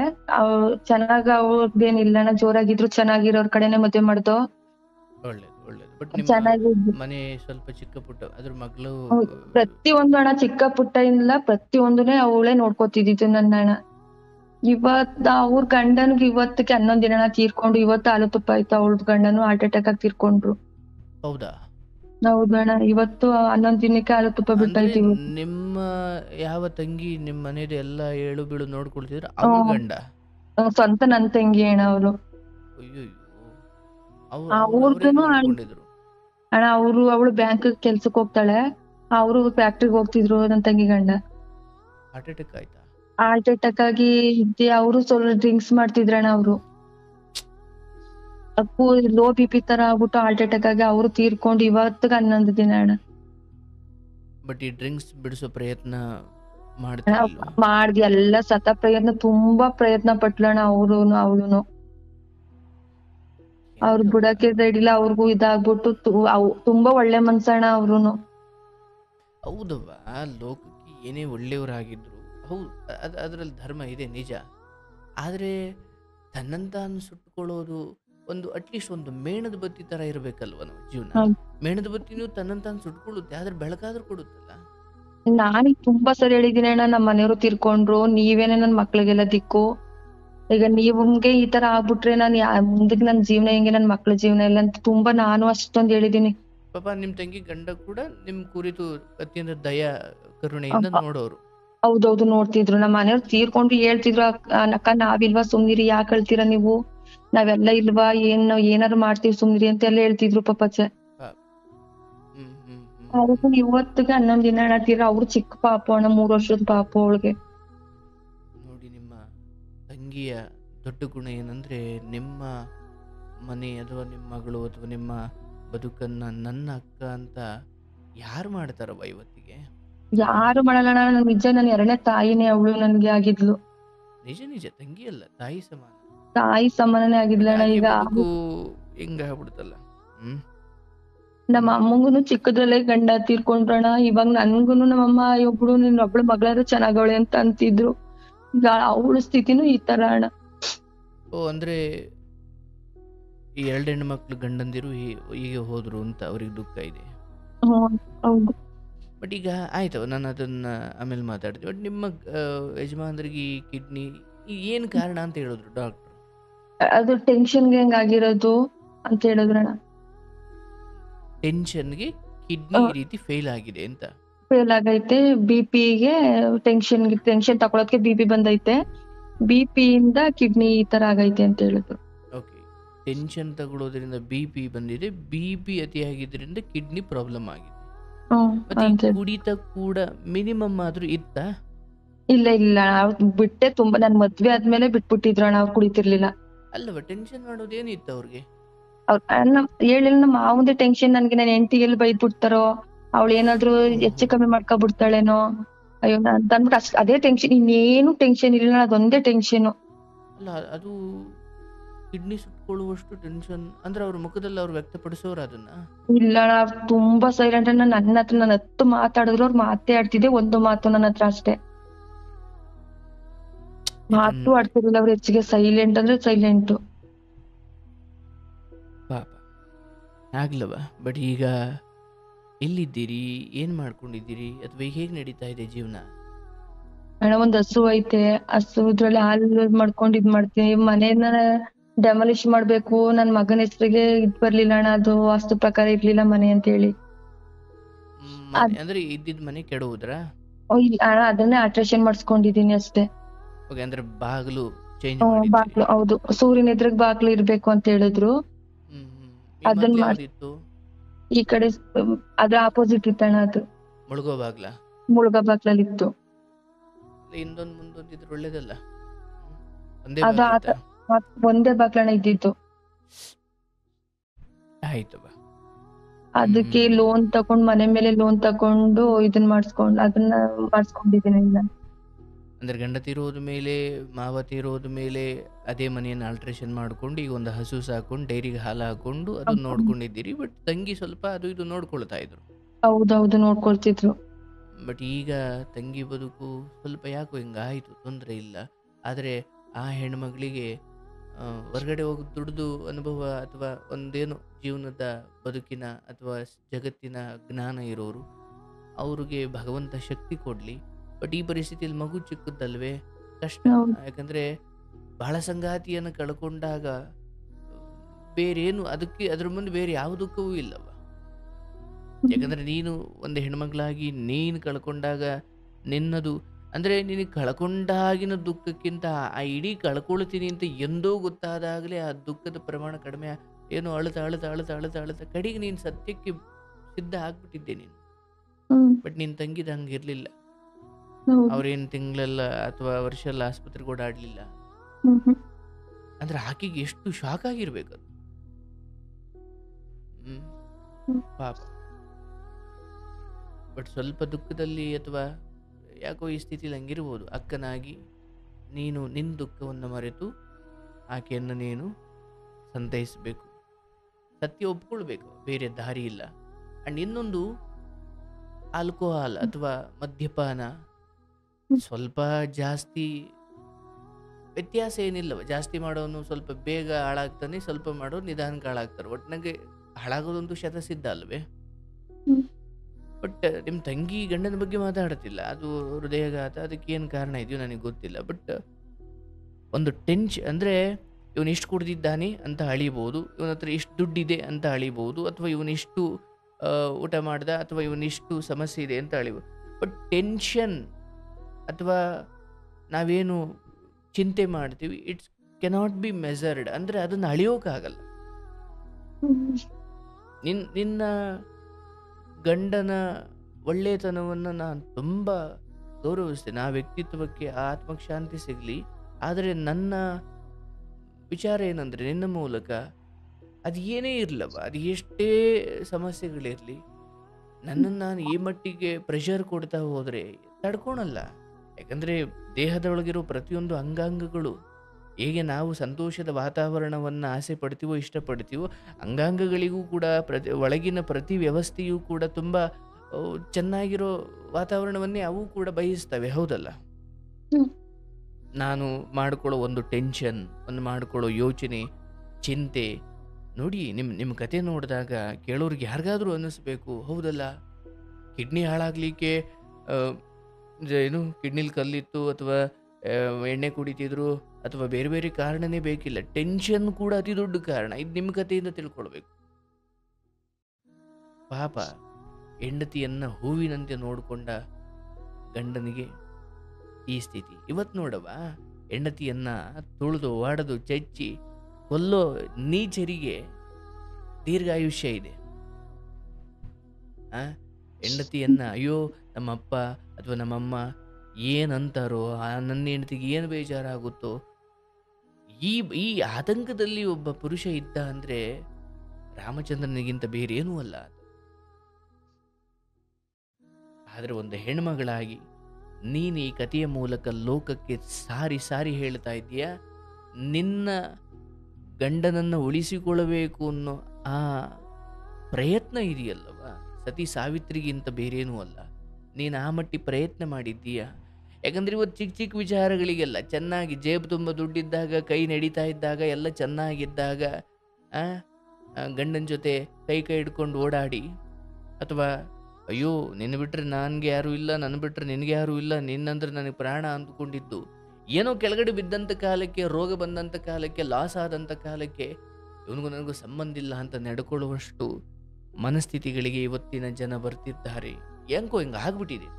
ಬಟ್ ಆ ನಡುವೆ ನಡೆಯೋಕ್ಕೂ ಸಾಗದೆ ಇರೋ ಗಂಡನನ್ನ ಬದುಕೊಲ್ಲ ಅಂತ ಗೊತ್ತಿದ್ದೂ ಕೂಡ ನಿನ್ನ ಪ್ರಯತ್ನ ಇದೆಯಲ್ಲ, ನಿನ್ನಂಥ ಹೆಣ್ಣು ಮಕ್ಕಳ ಸಂತತಿ ಹೆಚ್ಚಾಗಬೇಕು. ದುಃಖ ಪಡಬೇಡವ. ಯಾರೇ ಅವರೊಂಚೂರು ಮುಂದೆ ಹೋಗ್ಯಾರೆ, ನಾವು ನೀವು ಒಂಚೂರು ಹಿಂದೆ ಹೋಗ್ತೀವಿ, ಎಲ್ಲ ಹೋಗೋರೇ ಹೌದು. ಅಹಂಕಾರ ಪಟ್ಟರೂ ಹೋಗ್ತಾರೆ. ಬೇಜವಾಬ್ದಾರಿಯಿಂದ ನಡ್ಕೊಂಡು ಮಾವರೂ ಹೋದ್ರು, ಜವಾಬ್ದಾರಿಯಿಂದ ನಡ್ಕೊಂಡು ಗಂಡನೂ ಹೋದ್ರು. ಅಂದ್ರೆ ಗುಣಗಳಲ್ಲಿ ವ್ಯತ್ಯಾಸ ಇದೆ ಮಾತ್ರಕ್ಕೆ ಸಾವಿನಿಂದ ತಪ್ಪಿಸ್ಕೊಳ್ಳೋಕ್ಕಾಗಲ್ಲ, ಹೌದಲ್ಲ? ನಮ್ಮ ಪ್ರಾರಬ್ಧವನ್ನ ನಾವು ಎದುರಿಸಲೇಬೇಕವ. ಒಳ್ಳೆತನಕ್ಕೆ ಕಷ್ಟ ಜಾಸ್ತಿ, ಒಳ್ಳೆತನಕ್ಕೆ ಅಥವಾ ಒಳ್ಳೆಯ ಮನುಷ್ಯರಿಗೆ ದುಃಖಗಳು ಜಾಸ್ತಿ. ಹೌದು, ಮೇಲ್ನೋಟಕ್ಕೆ ಹಾಗೆ ಅನ್ಸುತ್ತೆ. ಯಾಕಂದ್ರೆ ಸಾಕ್ಷಾತ್ ಭಗವಂತನಿಗೂ ಕೂಡ ಕಡೆಯಲ್ಲಿ ಗಾಂಧಾರಿಯ ಶಾಪ ಇತ್ತು, ನಿನ್ನ ವಂಶ ನಾಶವಾಗಲಿ ಅಂತ. ಅರೆ ಕೃಷ್ಣ ಅಂಥದ್ದೇನು ಮಾಡ್ದ? ಅವನು ಧರ್ಮ ಸಂಸ್ಥಾಪನೆ ಮಾಡಲಿಕ್ಕೆ, ಒಳ್ಳೆಯವರಿಗೆ ನೆಲೆ ಉಳಿಲಿಕ್ಕೆ, ಕೆಟ್ಟವರನ್ನ ನಾಶ ಮಾಡಲಿಕ್ಕೆ ಅಷ್ಟೇ ಮಾಡ್ದ. ಆದರೆ ಅಂಥ ಧರ್ಮಾತ್ಮನಾದ, ಅಂತಹ ಅವತಾರ ಪುರುಷನಾದ ಕೃಷ್ಣನಿಗೂ ಆ 100 ಮಕ್ಕಳನ್ನು ಕಳ್ಕೊಂಡ ನೋವಿನಲ್ಲಿದ್ದ ಗಾಂಧಾರಿ ಅಧರ್ಮ ಅಥವಾ ಅಜ್ಞಾನದ ಬುದ್ಧಿಯಿಂದ ಕೃಷ್ಣನಿಗೂ ಶಾಪ ಕೊಟ್ಬಿಟ್ಲು. ಅಯ್ಯ ಕೃಷ್ಣ, ನನ್ನ ಮಕ್ಕಳೆಲ್ಲ ನಾಶವಾಗಿ ಹೋದ್ರು, ಹಂಗೆ ನಿನ್ನ ವಂಶವೂ ನಾಶವಾಗಿ ಹೋಗ್ಲಿ ಅಂತ ಗಾಂಧಾರಿ ಶಾಪ ಕೊಟ್ಲು. ಅಂದ್ರೆ ಕೃಷ್ಣನಂತ ಮಹಾನುಭಾವನಿಗೂ ಕೂಡ ಶಾಪದಂತಹ ಅಥವಾ ಆ ಕಷ್ಟಗಳು ತಪ್ಪಲಿಲ್ಲ. ನಿನ್ನ ಮಕ್ಕಳಿಗೂ ಭಗವಂತ ಏನೋ ಒಂದು ದಾರಿ ಮಾಡಿರ್ತಾರೆ. ನನ್ನ ಪ್ರಕಾರ ತಾಯಿ, ನಾವಿಷ್ಟಪಡೋರು ನಮ್ಮನ್ನು ಚೆನ್ನಾಗಿರ್ಬೇಕು. ಇಲ್ಲ, ದೊಡ್ಡವರು ಹೇಳ್ತಾರೋ ನಮ್ಮ ತುಂಬಾ ನರಳಾಟವನ್ನು ಅವ್ರು ನೋಡಬಾರ್ದು ಅಂತ ನಾವು ಆಸೆ ಪಡ್ಬೇಕು, ಹೌದಲ್ಲವ? ಸುಮ್ಮನೆ ಹೇಳು, ಹಿಂಗೇ ನರಳ್ತಾ ಅವ್ರು ಇನ್ನೂ 10 ವರ್ಷ ಇದ್ದಿದ್ರೆ ಅದು ಲಾಭ ಅಲ್ಲ, ಅದು ಖಂಡಿತ ಅವ್ರಿಗೆ ನಷ್ಟ. ಬದುಕಿರೋರ್ಗೂ ಅದೆಷ್ಟು ತೊಂದರೆ ಅಲ್ವೇ? ನೀನು ಖುಷಿಯಿಂದ, ಅಥವಾ ಖುಷಿ ಅಂತ ಹೇಳಲ್ಲ, ನೀನು ಹೆಮ್ಮೆಯಿಂದ ಇರು, ಉಳಿಸ್ಕೊಳ್ಳೋ ಅಷ್ಟು ಪ್ರಯತ್ನ ಮಾಡಿದ್ದೀಯವ. ಅದ್ರ ಬಗ್ಗೆ ನಿನ್ಗೆ ಸದಾ ಹೆಮ್ಮೆ ಇರಲಿ. ಆದರೆ ಎಷ್ಟೋ ಸಾರಿ ನಾನು ಕೇಳಿದ್ದೀನಿ, ಅಯ್ಯೋ ಭಗವಂತ, ಅವ್ರ ದುಃಖ ನೋಡ್ಲಿಕ್ಕೆ ಆಗ್ತಿಲ್ಲ, ಅವ್ರನ್ನ ಸರಿ ಮಾಡಪ್ಪ, ಇಲ್ಲ ಅವ್ರನ್ನ ಕರ್ಕೊಂಬಿಡಪ್ಪ. ಅಂದರೆ ಅವ್ರನ್ನ ಕರ್ಕೊಳ್ಳಪ್ಪ ಅನ್ನೋ ಪ್ರಾರ್ಥನೆ ಕೂಡ ಕೆಲವೊಮ್ಮೆ ಸರಿ ಅನ್ಸುತ್ತೆ. ಯಾಕಂದ್ರೆ ಆ ನರಳಾಟ, ಆ ಜೀವ ಯಾಕೆ ಇಷ್ಟೊಂದು ನೋವು ತಿನ್ಬೇಕು ಅಂತ. ನಿನ್ನ ಗಂಡನ ಅಷ್ಟು ನರಳಾಟದಲ್ಲಿ ಯಾವತ್ತೂ ಹೀಗನ್ನಿಸ್ತಿಲ್ವ ನಿಮಗೆ? ಅಯ್ಯೋ ಯಾಕಪ್ಪ ಈತನಿಗೆ ಇಷ್ಟೊಂದು ನರಳಾಟ ಕೊಟ್ಟಿದ್ದೀಯ ಅನ್ಸಿತಾ? ಯಾವತ್ತಾದ್ರೂ ಅನ್ಸಿತ್ತ? ಇನ್ನ ಅವ್ರು ಅಳ್ತಿರೋದ್ ನೋಡಿದ್ರೆ ನಾನೇ ಇರ್ಬಾರ್ದು ಇವ್ರ ಕಣ್ಣೆದ್ರಿಗೆ. ಅವ್ರು ನರಳದ ಅಷ್ಟು ನರಳ್ತಿದ್ರು. ನಮ್ ಶತ್ರುಗುನು ಬೇಡ ಅಣ್ಣ ಅವ್ರ ನರಳಿರೋದು ಇದು. ಅಷ್ಟೇ ತಾಯಿ, ನಾನು ಅದನ್ನೇ ಹೇಳ್ತಾ ಇದ್ದೀನಿ. ಕೆಲವೊಮ್ಮೆ ಬದುಕಿಸು ಭಗವಂತ ಅಂತ ಕೇಳೋದು ಎಷ್ಟು ಒಳ್ಳೆಯದೋ, ಕೆಲವೊಮ್ಮೆ ಅವರಿಗೆ ಮುಕ್ತಿ ಕೊಡಪ್ಪ ಅಂತ ಕೇಳ್ಕೊಳ್ಳೋದು ಅಷ್ಟೇ ಒಳ್ಳೆಯದವ್ವ. ಯಾರೂ ಶಾಶ್ವತವಲ್ಲ. ಆದರೆ ನರಳಾಟಗಳನ್ನು, ಅಂದರೆ ತುಂಬ ಸಾರಿ ಅದು ಬಹಳ ದೊಡ್ಡ ಸತ್ಯನವ. ಒಂದು ಬಾರಿ ಏನೋ ಒಂದು ರಸ್ತೆಯಲ್ಲಿ ಮಲಗಿದ ನಾಯಿ ಮರಿಯನ್ನು ಗೊತ್ತಿಲ್ಲದಂಗೆ ಯಾರೋ ತಲೆ ಮೇಲೆ ಗಾಡಿ ಹತ್ತಿಸ್ಕೊಂಡು ಹೋದ, ಅದು ಸತ್ತು ಬಿಡ್ತು. ಹೌದು, ಅದು ಅನ್ಯಾಯವೇ. ಆದರೆ ನಡ ಎಳ್ಕೊಂಡು ರಸ್ತೆಯಲ್ಲಿ ಓಡಾಡೋ ಥರ ಅರ್ಧಂಬರ್ಧ ಜೀವ ಮಾಡಿ ಬಿಡೋದಿದೆಯಲ್ಲ, ಇದು ಎಷ್ಟು ದೊಡ್ಡ ಅನ್ಯಾಯ. ಅಂದರೆ ಸಾವಿಗಿಂತ ಇದು ಇನ್ನೂ ದೊಡ್ಡ ಅನ್ಯಾಯ ಅನ್ಸ್ಕೊಳ್ಳುತ್ತೆ ಕೆಲವೊಮ್ಮೆ, ಹೌದಲ್ಲ? ಅರ್ಥಾತ್ ನಾನು ಅದನ್ನೇ ಬಿಡಿಸಿ ಹೇಳ್ತಾ ಇದ್ದೀನಿ, ನಿಮ್ಮಿಂದ ಸೇವೆ ಮಾಡಿಸ್ಕೊಂಡು ಅಥವಾ ನಿಮ್ಮಿಂದ ಇಷ್ಟೆಲ್ಲ ಖರ್ಚು ಮಾಡಿಸ್ಕೊಂಡು ಇಷ್ಟೆಲ್ಲ ನಾನು ಭಾರ ಆಗ್ತಾ ಇದ್ದೀನಿ ಅನ್ನೋ ಆ ನರಳಾಟದ ಮುಂದೆ ಆತನ ಕಾಲು ನೋವು ಏನೂ ಆಗಿರಲಿಲ್ಲ. ಯಾಕಂದ್ರೆ ಧರ್ಮದಲ್ಲಿ ಬದುಕಿದ ಆತನಿಗೆ ಆ ವೇದನೆ ಇದ್ದೇ ಇರುತ್ತವ. ಅಯ್ಯೋ, ನನ್ನ ಹೆಂಡತಿ ಮಂಗಳಸೂತ್ರವನ್ನ ತಾಳಿಯನ್ನು ಮಾರೋ ಸ್ಥಿತಿಗೆ ನಾನು ಬಂದ್ಬಿಟ್ನಲ್ಲ, ಈ ದುಃಖ ಇದೆಯಲ್ಲ, ಆ 1000 ಚೂಜಿಗಳು ಚುಚ್ಚಿದ್ರು ಆ ದುಃಖ ಆಗ್ತಿರ್ಲಿಲ್ಲ. ಅವರವಾಗ ಏನು ಮಾಡೋ ಸ್ಥಿತಿಯಲ್ಲಿ ಇರಲಿಲ್ಲ. ಒಂದು ಹನಿ ಕಣ್ಣೀರಲ್ಲೇ ಎಲ್ಲ ಉತ್ತರವನ್ನು ಹೇಳ್ತಾ ಇದ್ರು, ಬೇರೆ ದಾರಿ ಇಲ್ಲ. ಆದರೆ ನಾವು ಇದರಿಂದ ಒಂದು ಪಾಠ ಕಲಿಬಹುದು. ಹೌದು, ಸಾವು ಎಲ್ಲರಿಗೂ ಬರುತ್ತೆ. ಆದರೆ ಟೆನ್ಷನ್ ಮಾಡಿಕೊಂಡು ಅಥವಾ ಯಾವುದೋ ಕೆಟ್ಟ ಚಟಕ್ಕೆ ಬಿದ್ದು ನಮ್ಮ ದೇಹದ ಅಂಗಾಂಗಗಳಿದ್ದಾವಲ್ಲವ, ಭಗವಂತ ಏನು ಕೊಟ್ಟ ಅದೇ ಸತ್ಯ. ಇನ್ನು ಮಿಕ್ಕಿ ಕೆಡಿಸ್ಕೊಂಡು ನಾವು ಏನೇ ಸರಿ ಮಾಡ್ಕೊಳ್ತೀವಿ ಅಂದ್ರೆ ಭಗವಂತ ಕೊಟ್ಟಂತಿರೋದಿಲ್ಲ, ಹೌದಲ್ಲ? ಅವನು ಕೊಟ್ಟಿದ್ದೇ ಸರಿ. ಈಗ ನೀವು ಮನೆಯಲ್ಲಿರುವ ಯಾವುದೋ ಒಂದು ವಸ್ತು ಅದು ಕೆಟ್ಟೋಯ್ತು ಸರಿ ಮಾಡಿಸೋದು, ಕೆಟ್ಟೋಯ್ತು ಸರಿ ಮಾಡಿಸೋದು, ಕೆಟ್ಟೋಗಿ ಆಮೇಲೆ ನೀವು ಎಷ್ಟೇ ಸರಿ ಮಾಡಿಸಿದ್ರು ಈ ಮೊದಲು ಏನಂತಂದ್ರೆ ಅದ್ರ ಥರ ಅದು ಬಾಳಿಕೆ ಬರಲ್ಲ. ಹಂಗೆ ಕಿಡ್ನಿ ಆಗಲಿ, ಹೃದಯ ಆಗಲಿ, ಶ್ವಾಸಕೋಶ ಆಗಲಿ, ಕರುಳಾಗಲಿ, ಕಣ್ಣಾಗಲಿ, ಕಿವಿ ಆಗಲಿ, ತಲೆ ಆಗಲಿ, ಭಗವಂತ ಕೊಟ್ಟಿರುವ ಈ ದೇಹದ ಪ್ರತಿ ಅಂಗಾಂಗಗಳನ್ನು ಯಾರು ತುಂಬ ಮುತುವರ್ಜಿಯಿಂದ ಟೈಮ್ ಊಟ ಮಾಡಿಕೊಂಡು ಯಾವುದೇ ಚಟಗಳಿಗೆ, ಮದ್ಯಪಾನ, ಧೂಮಪಾನ ಅಥವಾ ಇನ್ನಿತರ ಯಾವುದೇ ನಶೆಗಳಿಗೆ, ಚಪಲಗಳಿಗೆ ದಾಸರಾಗದೆ ಟೈಮ್ಗೆ ಮನೆ ಊಟ ಮಾಡಿಕೊಂಡು ಟೈಮ್ಗೆ ಮನೆಯವರನ್ನು ಪ್ರೀತಿಸಿಕೊಂಡು, ಯಾಕಂದರೆ ಒಂದು ಮನೆಯಲ್ಲಿ ನಾವೆಲ್ಲರನ್ನು ಪ್ರೀತಿಸಬೇಕು ಅನ್ನೋ ಆಸೆ, ಎಲ್ಲರನ್ನು ಚೆನ್ನಾಗಿ ನೋಡ್ಕೊಳ್ಬೇಕು ಅನ್ನೋ ಆಸೆ ನಮಗಿದ್ರೂ ಕೂಡ ಮಾವನಂಥವ್ರು ಒಂದು ಕ್ಯಾರೆಕ್ಟರ್ ಎಲ್ಲ ಮನೇಲೂ ಇರ್ತಾರೆ, ಹೌದಲ್ಲವ? ಆದರೆ ಅವರೊಬ್ಬರಿಗೋಸ್ಕರ ನಾನು ತುಂಬ ಟೆನ್ಷನ್ ಮಾಡಿಕೊಂಡು ಕಡೆಗೆ ಹಿಂಗೆಲ್ಲ ಹೆಂಡತಿ ಮಕ್ಕಳಿಗೆ ಇಷ್ಟೊಂದು ತೊಂದರೆ ಕೊಡೋದ್ರ ಬದಲು ನಾನು ಆ ಒಬ್ಬರನ್ನು ಆಟಕೊಂಡು ಲೆಕ್ಕಕ್ಕಿಲ್ಲ ಅನ್ನಂಗೆ ಮಾಡಿ ಉಳಿದವರನ್ನು ಚೆನ್ನಾಗಿ ನೋಡ್ಕೊಂಡು ಬದುಕ್ಬೋದಲ್ಲ.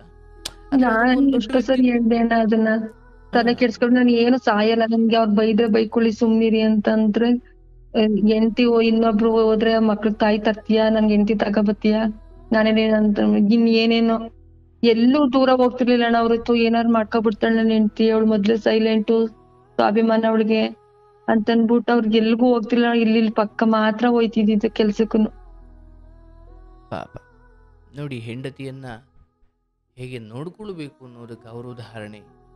ಆದರೆ ಗಂಡ ಕೆಟ್ಟಂತ ಕಾಲಕ್ಕೆ, ಗಂಡ ಕೆಳಗೆ ಬಿದ್ದಂಥ ಕಾಲಕ್ಕೆ, ಗಂಡ ಹಾಸಿಗೆ ಹಿಡಿದಂಥ ಕಾಲಕ್ಕೆ ಅವರನ್ನು ಹೇಗೆ ಪ್ರಾಣವನ್ನು ಒತ್ತೆ ಇಟ್ಟಾದರೂ ಹೆಂಡತಿಯಾದವಳು ಕಾಪಾಡಿಕೊಳ್ಳಬೇಕು ಅನ್ನೋದಕ್ಕೆ ನೀನು ಉದಾಹರಣೆ. ಅದೆಲ್ಲವನ್ನು ಬಹಳ ಚೆನ್ನಾಗಿ ಲೋಕಕ್ಕೆ ತಿಳಿಸಿದಿ ತಾಯಿ. ಇರಲಿ, ನಿನ್ನ ಪಾಲಿಗೆ ಬಂದದ್ದಿಷ್ಟು ಅಂತ ಭಾವಿಸ್ಕೋ. ಈಗ ನಿನ್ನ ಆರೋಗ್ಯ ಕಾಪಾಡ್ಕೋ. ಈ ಸಮಯದಲ್ಲಿ ಊಟ ಬಿಟ್ಟು, ದುಡಿಮೆ ಬಿಟ್ಟು, ನಿದ್ದೆ ಬಿಟ್ಟು ಕೊರಗ್ತಾ ಕೂತ್ಕೊಳ್ಬೇಡವ. ಯಾಕಂದರೆ ಓದ ಒಂದು ಜೀವಕ್ಕೋಸ್ಕರ ಕೊರಗ್ತಾ ಇರುವ 2 ಜೀವಕ್ಕೆ ನೀನು ಆಸರೆ ಆಗಬೇಕು ಅನ್ನೋದನ್ನು ಮರೆಯಂಗಿಲ್ಲ. ಈ ಸಮಯದಲ್ಲಿ ನಿನಗೆ ಯಾರ್ಯಾರು 1 ರೂಪಾಯಿ ಉಪಕಾರ ಮಾಡಿದ್ರಲ್ಲ, ಅವರೆಲ್ಲರ ಋಣ ನಿನ್ನ ಮೇಲಿದೆ. ನೀನು ಹೆಚ್ಚು ಆಕ್ಟಿವ್ ಆಗಬೇಕು, ಕ್ರಿಯಾಶೀಲಳಾಗಬೇಕು. ಒಂದು ಕೆಲಸ ಅಥವಾ ಒಂದೇನೋ ದುಡಿಮೆ ಅಥವಾ ಇರೋದನ್ನೇ ನಡೆಸ್ಕೊಂಡು ಏನೋ ಮಾಡ್ತಾ ಇದೆಯಾ ಅದನ್ನೇ ಮಾಡು. ಯಾಕಂದರೆ ಹಣ ಎಲ್ಲವನ್ನೂ ಸರಿ ಮಾಡದೇ ಇರ್ಬೋದು, ಆದರೆ ಹಣ ಇಲ್ಲದೆ ಹೋದ್ರೆ ಏನೇನು ನರಳಾಟ ಆಗುತ್ತೆ ಅಂತ ಈಗ ನಿನ್ನ ಅನುಭವಕ್ಕೆ ಬಂದಿದೆ, ಹೌದಲ್ವಾ? ಯಾಕಂದರೆ ಕೊಡುವವನಿಗೆ ಏನೂ ಧೈರ್ಯ ಬೇಕಿಲ್ಲ, ಆದರೆ ಬೇಡುವವನಿಗೆ ಬೇಡ್ಲಿಕ್ಕೊಂದು ಧೈರ್ಯ ಬೇಕು. ಆ ಬೇಡಿ ಬೇಡಿ ಬೇಡಿ ನಿನ್ನ ಗಂಡನಿಗೋಸ್ಕರ ಮಾಡಿದ್ದೀವ, ಯಾವುದೋ ಚಪಲಕ್ಕೋ ಚಟಕ್ಕೋ ಇನ್ಯಾವುದೋ ಶೋಕಿಗೋ ನೀನು ಬೇಡಿಲ್ಲ, ಗಂಡನಿಗೋಸ್ಕರನೇ ಬೇಡಿದ್ದೀಯ. ಅದು ನಿನ್ನ ಪುಣ್ಯದ ಒಂದು ಭಾಗ ಅಥವಾ ನಿನ್ನ ವ್ಯಕ್ತಿತ್ವದ ಶ್ರೇಷ್ಠತೆಯ ಒಂದು ಭಾಗ. ಮಕ್ಕಳನ್ನ ವಿದ್ಯಾಭ್ಯಾಸ ಕೊಡು, ಎಜುಕೇಷನ್ ಕೊಡು. ಚೆನ್ನಾಗಿ ಓದಿಸು, ಅವರನ್ನು ಕಾಳಜಿ ಮಾಡು. ಮಾವ, ಗಂಡ ಯಾರು ಈಗ ಆ ದೇಹದಿಂದ ಅವರು ಹೊರಟೋಗಾಗಿದೆ. ಈಗ ಯಾರು ಒಳ್ಳೆಯವರು ಅಲ್ಲ, ಕೆಟ್ಟವರು ಅಲ್ಲ, ಅವರಿಗೆ ದೇವರು ಸಮಾನ. ಯಾಕಂದ್ರೆ ಈಗ ಅವ್ರ ಫೋಟೋ ದೇವರ ಸಾಲಿನಲ್ಲೇ ಇರುತ್ತೆ, ಹೌದಲ್ಲವಾ? ಅವ್ರಿಗೂ ಗಂಧ ಕಡ್ಡಿ ಹಚ್ತೀವಿ. ಅದೇ ಆ ಆತ್ಮಗಳು ದೇಹದೊಳಗಡೆ ನಮ್ಮ ಮುಂದೆ ಓಡಾಡ್ಕೊಂಡಿದ್ವಲ್ಲ, ಆಗ ನಮ್ಗೆ ಅವ್ರ ಬಗ್ಗೆ ಒಳ್ಳೇದು ಕೆಟ್ಟದ್ದು, ಇವ್ರು ಒಳ್ಳೆಯವರು, ಇವ್ರು ಕೆಟ್ಟವ್ರು, ಇವ್ರು ಹಿಂಗೆ ಮಾಡಿದ್ರು, ಇವ್ರು ಹಂಗೆ ಮಾಡಿದ್ರು, ಅಂದರೆ ದೇಹದ ಒಳಗಡೆ ಇರುವವರೆಗೂ ಅವ್ರ ಬಗ್ಗೆ ನಮಗೆ ಒಳ್ಳೆಯವರು ಕೆಟ್ಟವರು ಅಂತ ಇರುತ್ತೆ. ಅದರ ಅವರು ಸಾವು ಅಪ್ಪಿದ್ರು ಅಥವಾ ಅವರು ದೇಹ ತ್ಯಜಿಸಿದ್ರು ಅಂದರೆ ಅವರು ನಾವು ಹೆಣಕ್ಕೂ ಕೈ ಮುಗಿತೀವಿ. ಅವನು ಎಂಥ ನೀಚ ಆದರೂ ಕೂಡ ಅವನು ಹೆಣಕ್ಕೂ ಕೈ ಮುಗಿತೀವಿ. ಯಾಕಂದರೆ ದೇಹ ತೊರೆದ ನಂತರ ಅಲ್ಲಿ ಒಳ್ಳೆಯದು ಕೆಟ್ಟದ್ದು ಉಳಿದಿಲ್ಲ, ಅದು ಪರಮಾತ್ಮನಲ್ಲಿ ಲೀನವಾಯಿತು. ಈಗ ಅದು ಪರಮಾತ್ಮವೇ ಆಗಿದೆ. ಅರ್ಥಾತ್ ಒಂದು ಲೋಟದ ನೀರಿನಲ್ಲಿ ಒಂದು ಚಿಟಿಕೆಯಷ್ಟು ಅರಿಶಿನ ಹಾಕಿದಾಗ, ಈಗ ಅರಿಶಿನ ಯಾವುದು, ನೀರು ಯಾವುದು? ನೀರೇ ಅರಿಶಿನ, ಅರಿಶಿನವೇ ನೀರು, ಅಷ್ಟು ನೀರಾಗೋಯ್ತು. ಹಾಗೆ ಆತ್ಮ ಭಗವಂತನಲ್ಲಿ ಪ್ರಕೃತಿಯಲ್ಲಿ ಲೀನವಾದಾಗ ಮಾವ ಕೆಟ್ಟವರು, ಅದು ಗಂಡ ಒಳ್ಳೆಯವರು ಆಯಿತು. ನಿಮ್ಮ ನೆನಪುಗಳಲ್ಲಿ ಅದೇನೇನೋ ಶೇಖರಣೆ ಆಗಿರ್ಬೋದು ಅವರು ಬದುಕಿದ್ದಾಗ ನಿಮ್ಮೊಂದಿಗೆ ನಡ್ಕೊಂಡಿರೋ ಅನುಭವಗಳ ಮೇಲೆ. ಆದರೆ ಈಗ ಅವರು ದೇವರಿಗಿಂತ ಬೇರೇನೂ ಅಲ್ಲ. ಹಾಗಾಗಿ ದುಡ್ಡಿನ ಬೆಲೆ ಗೊತ್ತಾಗಿದೆ. ಆರೋಗ್ಯವಿದ್ರೆ ಭಾಗ್ಯ, ಬೇರೆಲ್ಲವೂ ಶೂನ್ಯ, ಹೌದಲ್ಲವ? ಅದು ಬಿಟ್ಟರೆ ಬೇರೇನೂ ಇಲ್ಲ. ಭಗವಂತ ಏನೋ ಕಣ್ಣು ಕಿತ್ಕೊಂಡಿಲ್ಲ, ಕೈ ಕಿತ್ಕೊಂಡಿರಲಿಲ್ಲ, ಅಥವಾ ಇನ್ನೇನೋ ಅಂಗವಿಕಲತೆಯನ್ನು ಮಾಡಿ ನಿಮಗೇನೋ ತೊಂದರೆ ಕೊಟ್ಟಿರಲಿಲ್ಲ. ಎಲ್ಲ ಚೆನ್ನಾಗೇ ಇತ್ತು. ಕೆಲವೊಮ್ಮೆ ಚಟಗಳಿಗೋ ಚಪಲಗಳಿಗೋ ಅಥವಾ ಟೆನ್ಷನ್ನು ಇನ್ನೇನೋ ನಮ್ಮ ಅಜ್ಞಾನ, ನಮ್ಮ ದುರಾಸೆಗಳಿಂದ ನಾವು ಮಾಡ್ಕೊಳ್ತೀವಿ ಅನಾರೋಗ್ಯವನ್ನು ಕೆಲವೊಮ್ಮೆ. ಆದರೆ ಇನ್ನೂ ಕೆಲವೊಮ್ಮೆ ಸರ್ ನಾನು ಏನೂ ಮಾಡಿರಲಿಲ್ಲ ಸರ್, ಯಾಕೋ ಕಾಲು ಊದ್ಕೊಳ್ತಾ ಬಂತು, ಆಮೇಲೆ ಏನೇನೋ ಆಗಿ ಕಾಲೇ ತೆಗಿಬೇಕು ಅಂದ್ಬಿಟ್ರು ಸರ್, ನಾನೇನು ಕುಡ್ದಿರಲಿಲ್ಲ, ತಿಂದಿರಲಿಲ್ಲ. ಇವು ಪ್ರಾರಬ್ಧ. ಅಂದರೆ ನೀವು ಏನೂ ಮಾಡಿರೋದಿಲ್ಲ ಕೆಟ್ಟದ್ದನ್ನು, ಆದರೂ ನಿಮ್ಗೊಂದಷ್ಟು ಕಾಯಿಲೆಗಳು ಬರ್ತವೆ, ಅದು ನಿಮ್ಮ ವಿಧಿ. ಬಟ್ ಗಂಡನ ವಿಚಾರ ತಗೊಂಡಾಗ ವಿಧಿ ಒಂದು ಕಡೆ ಆದರೆ ಅಥವಾ ಪ್ರಾರಬ್ಧ ಒಂದು ಕಡೆ ಆದರೆ, ಅದು ನಿನಗೂ ಗೊತ್ತಿತ್ತು, ಅವರು ತುಂಬ ಸ್ಟ್ರೆಸ್ ಮಾಡ್ಕೊಳ್ತಾ ಇದ್ರು. ಯಾಕಂದರೆ BP, ಶುಗರು ಇವೆಲ್ಲ ಇದಾವಲ್ಲವ, ಇವಿಗಿಂತ ದೊಡ್ಡ ಕಾಯಿಲೆ ಇಲ್ಲ. ಅದರಲ್ಲೂ ಆ್ಯಸಿಡಿಟಿ, ಅದರಲ್ಲೂ BP ಭಯಂಕರ ಅದು. ಅದಕ್ಕೆ ಎಷ್ಟು ದುಡಿದ್ರೂ ಏನೇ ಆದರೂ ಆರೋಗ್ಯ ಹೊಂದಿದ್ರೆ ಎಲ್ಲವೂ ಕ್ಷೇಮ. ಇರ್ಲಿ ತಾಯಿ, ನೀನು ಇವತ್ತಿಗೆ ಅಲ್ಲೇ ಅವರು ಹೋಗಿ 2 ವರ್ಷ ಆಯ್ತಾ? 23ಕ್ಕೆ 2 ವರ್ಷ ಅಣ್ಣ, ಈ ತಿಂಗಳು 23ಕ್ಕೆ. ಪಾಪ ಆಗಲಿ. ಆ ಮಕ್ಕಳಿಗೆ ತಂದೆ ತಾಯಿ ಎರಡೂ ನೀನೇ ಆಗಿ ನಿನ್ನ ದುಃಖವನ್ನು ಭಗವಂತನಿಗೆ ಹೇಳ್ಕೊಂಡು ಯಾರ ಮುಂದೆಯೂ ತಲೆ ತಗ್ಗಿಸ್ಬೇಡ. ಅಂತ ನೀನೇನು ಮಾಡಿಲ್ಲ, ತಲೆ ಎತ್ಕೊಂಡು ಬದುಕು, ಧೈರ್ಯವಾಗಿ ಬದುಕು. ಗಂಡನ ಆಶೀರ್ವಾದ ಖಂಡಿತ ನಿನ್ನ ಮೇಲಿದೆ. ಯಾಕಂದರೆ ಅವರಿಗೆ ಬಾಯ್ಬಿಟ್ಟು ಹೇಳೋ ಶಕ್ತಿ ಇರಲಿಲ್ಲ, ಆದರೆ ಅವರ ಸಂಪೂರ್ಣ ಅನುಗ್ರಹ ಆಶೀರ್ವಾದ ನಿನಗಿದೆ. ದೇಹ ಜೊತೆಗಿಲ್ಲ, ಆದರೆ ಈ ಜನ್ಮ ಕಳೆಯುವವರೆಗೂ ಅವರೊಂದಿಗಿನ ಬಾಂಧವ್ಯ ಅದು ಕೊನೆಯಾಗಲ್ಲ. ಯಾಕಂದರೆ ಅವೆಲ್ಲವೂ ಕಾಯ್ತವೆ ತಾಯಿ, ಅದು ನಿಮಗೆ ಅಂದಾಜು ಸಿಗ್ಲಿಕ್ಕಿಲ್ಲ, ಅಷ್ಟು ವಿಚಿತ್ರ ಅವೆಲ್ಲ. ಇನ್ನೇನ ಎಲ್ರು ಅವ್ರ ಅಪ್ಪ ಅಮ್ಮನ ಜೊತೆ ಹೋಯ್ತಿದ್ರೆ ನನ್ ಮಕ್ಳುಗಳು ಸುಮ್ಮನೆ ನೋಡ್ತಾ ಕೂತಿರ್ತವೆ ಹೊರ್ಗಡೆ, ಅವ್ರ ಅಪ್ಪ ಅಮ್ಮ ಹೆಂಗ್ ಹೋಯ್ತಾರೆ ಅಂತೇಳಿ. ನಾವ್ ಎಲ್ಲಿ ಹೋದ್ರು ಈಗ ಯಾವಕ್ಕೂ ಅಪ್ಪ ಅಮ್ಮ ಜೊತೆ ಆಟ ಆಡ್ಬೇಕು, ಹೋಗ್ಬೇಕು ಅಂತ ಆಸೆ ಇರುತ್ತೆ. ಇಷ್ಟ್ ಚಿಕ್ಕ ವಯಸ್ಸಕ್ಕೆ ನನ್ ಮಕ್ಳಿಗೆ ಅಪ್ಪ ಅಮ್ಮ ಇಲ್ವಲ್ಲ, ಅಪ್ಪ ಇಲ್ವಲ್ಲ ಅಂತ ಅಂದ್ಬಿಟ್ಟು ಬೇಜಾರು. ಪರವಾಗಿಲ್ಲಪ್ಪ, ಹಾಗೆಲ್ಲ ನೀನು ಮಕ್ಕಳಿಗೆ ಅನ್ಸುತ್ತೋ ಅನ್ಸಲ್ವೋ, ನೀನು ಯಾಕೆ ಅದನ್ನು ಹೇಳ್ಕೊಂಡು ನೋಡುವ. ಜಗತ್ತಲ್ಲಿ ನಿನ್ನ ಮಕ್ಕಳು ಮೊದಲನೇವರು ಅಲ್ಲ, ಕೊನೆಯವರು ಅಲ್ಲವಾ. ತಂದೆ ತಾಯಿ ಪ್ರೀತಿ ಇಲ್ಲದೆ ಬೆಳೆದಿರೋರು. ನನ್ಗೆ ಅರ್ಥವಾಗುತ್ತೆ ನಿನ್ನ ಮಕ್ಕಳ ಆ ಕರುಳಿನ ನೋವು ನೀನೇನು ವ್ಯಕ್ತಪಡಿಸ್ತೀನಿ ನನಗೆ ಅರ್ಥವಾಗುತ್ತವ. ಆದರೆ ಅಪ್ಪ ಅಮ್ಮನ ಪ್ರೀತಿ ಬಿಟ್ಬಿಡವ. ಎಲ್ಲೋ ಒಂದು ಯಾವುದೋ ಕೊಳೆ ಆಗಿರೋ ಅರ್ಧೋಗಿರೋ ಚೀಲ ಹಿಡ್ಕೊಂಡು 5, 6, 8 ವರ್ಷದ ಮಕ್ಕಳು ಅಲ್ಲೆಲ್ಲ ಪೇಪರ್ ಹಾಕೊಂಡು ಓಡಾಡ್ತಾರಲ್ಲ, ಅವ್ರು ಏನು ಹೇಳಬೇಕು? 3 ಹೊತ್ತು ಊಟ ಇಲ್ವಲ್ಲ, ಅನಾಥಾಶ್ರಮದಲ್ಲಿ ಬೆಳೆದುಕ್ತಿದ್ದಾರಲ್ಲ, ಅವ್ರು ಏನು ಹೇಳಬೇಕು? ನೋಡಿ ತಾಯಿ, ಭಾವನಾತ್ಮಕವಾಗಿ ನಮ್ಮನ್ನು ನಾವು ಹೀಗೆ ಅಯ್ಯೋ ನನ್ನ ಮಕ್ಕಳಿಗೆ ತಂದೆ ಇಲ್ಲ, ನನ್ನ ಮಕ್ಕಳಿಗೆ ಅದಿಲ್ಲ, ಇದಿಲ್ಲ ಹೀಗೆ ಕಲ್ಪಿಸಿಕೊಳ್ಳೋದ್ರಿಂದ ನಿಮಗೊಂದಷ್ಟು ದುಃಖದಲ್ಲೂ ಸುಖ ಕಂಡಂತೆ ಅನಿಸುತ್ತೆ. ಆದರೆ ಇವೆಲ್ಲ ನಿಮ್ಮನ್ನು ವೀಕ್ ಮಾಡ್ತವೆ. ಆದರೆ ಒಂದು ಹೇಳ್ತೀನಿ, ನಾನು ಇವತ್ತು ನೀವು ನನ್ನನ್ನು ಅಣ್ಣ ಅಂತ ಎಷ್ಟು ಪ್ರೀತಿಯಿಂದ ಮಾತಾಡ್ತಿದ್ದೀ, ಅಥವಾ ಜನರು ಅಷ್ಟು ಪ್ರೀತಿ ಕೊಟ್ಟಿದ್ದಾರೆ, ನಾನಾದರೂ ತಂದೆ ಪ್ರೀತಿ ನೋಡೇ ಇಲ್ಲವಾ? ನನ್ನ ತಾಯಿ ಏನು ಇತ್ತೀಚೆಗೆ ಅರ್ಥಾತ್ ಒಂದು 10 ವರ್ಷದಿಂದ ಈಚೆಗೆ ನನ್ನ ತಾಯಿ ಮೊದಲಿನಿಂದಲೂ ನನ್ನನ್ನು ಕಾಪಾಡಿಕೊಂಡು ಬಂದಿದ್ದಾಳೆ. ಆದರೆ ನಾನು ಅಜ್ಜಿ ತಾತನೇ ಅಪ್ಪ ಅಮ್ಮ ಅಂದ್ಕೊಂಡು ಬೆಳೆದವ್ರು. ಯಾಕಂದರೆ ಇಲ್ಲಿ ಏನೋ ನಡೆದಿರೋದು ನಮಗೆ ಗೊತ್ತೇ ಇರಲಿಲ್ಲ. ಯಾಕಂದ್ರೆ ನಾವು ಅವ್ರನ್ನ ಅಪ್ಪ ಅಮ್ಮ ಅಂದ್ಕೊಂಡಿದ್ದು. ನಮ್ಗೆ ಆಮೇಲೆ ಗೊತ್ತಾಯ್ತು, ಅಯ್ಯೋ ಎತ್ತಿರೋರು ಬೇರೆ ಇದ್ದಾರೆ ಅಂತ. ಬದುಕು ನಮ್ಮೊಂದಿಗೆ ಅನ್ಯಾಯವಾಗಿ ನಡ್ಕೊಳ್ತು ಅಂತ ನಾವು ಅಂದ್ಕೊಳ್ಬಾರ್ದವ. ಯಾಕಂದರೆ ಉಸಿರಾಟವನ್ನು ಎಲ್ಲಿವರೆಗೂ ನೀನು ಆಡ್ತಾ ಇದ್ದೀಯಾ, ಎಲ್ಲಿವರೆಗೂ ನೀನು ಆರೋಗ್ಯವಾಗಿದ್ದೀಯಾ, ಎಲ್ಲಿವರೆಗೂ ನಿನಗೆ ಒಳ್ಳೆಯದು ಕೆಟ್ಟದ್ದು ಅಥವಾ ಈ ಪ್ರಕೃತಿ ನೋಡಲಿಕ್ಕೆ, ಮೂಸಲಿಕ್ಕೆ, ತಿನ್ನಲಿಕ್ಕೆ ಅಥವಾ ಕೇಳಲಿಕ್ಕೆ, ನೋಡಲಿಕ್ಕೆ ಪಂಚೇಂದ್ರಿಯಗಳು ವರ್ಕ್ ಮಾಡ್ತಿದ್ದಾವೆ, ಅಲ್ಲಿವರೆಗೂ ಅಂದರೆ ಉಸಿರಾಟ ಎಲ್ಲಿವರೆಗೂ ಇದೆಯೋ ಅಲ್ಲಿವರೆಗೂ ನೀನು ಭಾಗ್ಯವಂತಳೆ. ಅದನ್ನು ಮೀರಿ ನಾವೇನೇನೋ ಭಾವನಾತ್ಮಕವಾಗಿ ಅಂದ್ಕೊಳ್ತಿದ್ದೀವಲ್ಲ, ಅವೆಲ್ಲ ನಮ್ಮ ಕಲ್ಪನೆಗಳು, ಹೌದಲ್ಲ? ಒಬ್ಬ ಐಶ್ವಿನಲ್ಲಿರೋ ಪೇಷಂಟ್ಗೆ ಅಯ್ಯೋ ನೀನು ಅಪ್ಪನ ಜೊತೆ ಬೆಳಿಲಿಲ್ವಲ್ಲೋ, ನೀನು ಅಮ್ಮನ ಪ್ರೀತಿ ಕಾಣಲಿಲ್ವಲ್ಲಪ್ಪ, ಅಯ್ಯೋ ನಿನಗೆ ಅಮ್ಮನ ಕೈ ತುತ್ತಿಲ್ವಲ್ಲೋ, ಅಯ್ಯೋ ನನಗಿದು ಯಾವುದು ಬೇಡ, ಬದುಕಿಸಿ ಆಚೆ ಕಳಿಸಿ, ನಾನು ಇನ್ನೊಬ್ರು ನೋಡ್ಕೊಳ್ತೀನಿ ಅಂತಾನೆ.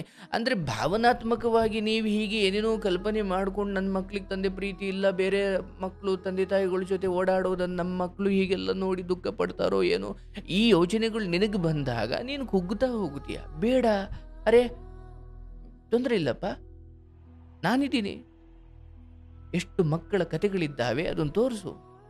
ಅವ್ರಿಗೇನು ಪಾಪ ಈ ಸಮಯದಲ್ಲಿ ತೀರಾ ಹಂಗೆ ಅನಿಸ್ಬೋದು, ಬಟ್ ಅದನ್ನು ಕ್ಯಾರಿ ಮಾಡುವಷ್ಟು ಅವರಿಗೆ ತುಂಬ ಕ್ಯಾಲ್ಕುಲೇಟಿವ್ ಮೈಂಡ್ ಇಲ್ಲ, ಅವಿನ್ನು ಮಕ್ಕಳು.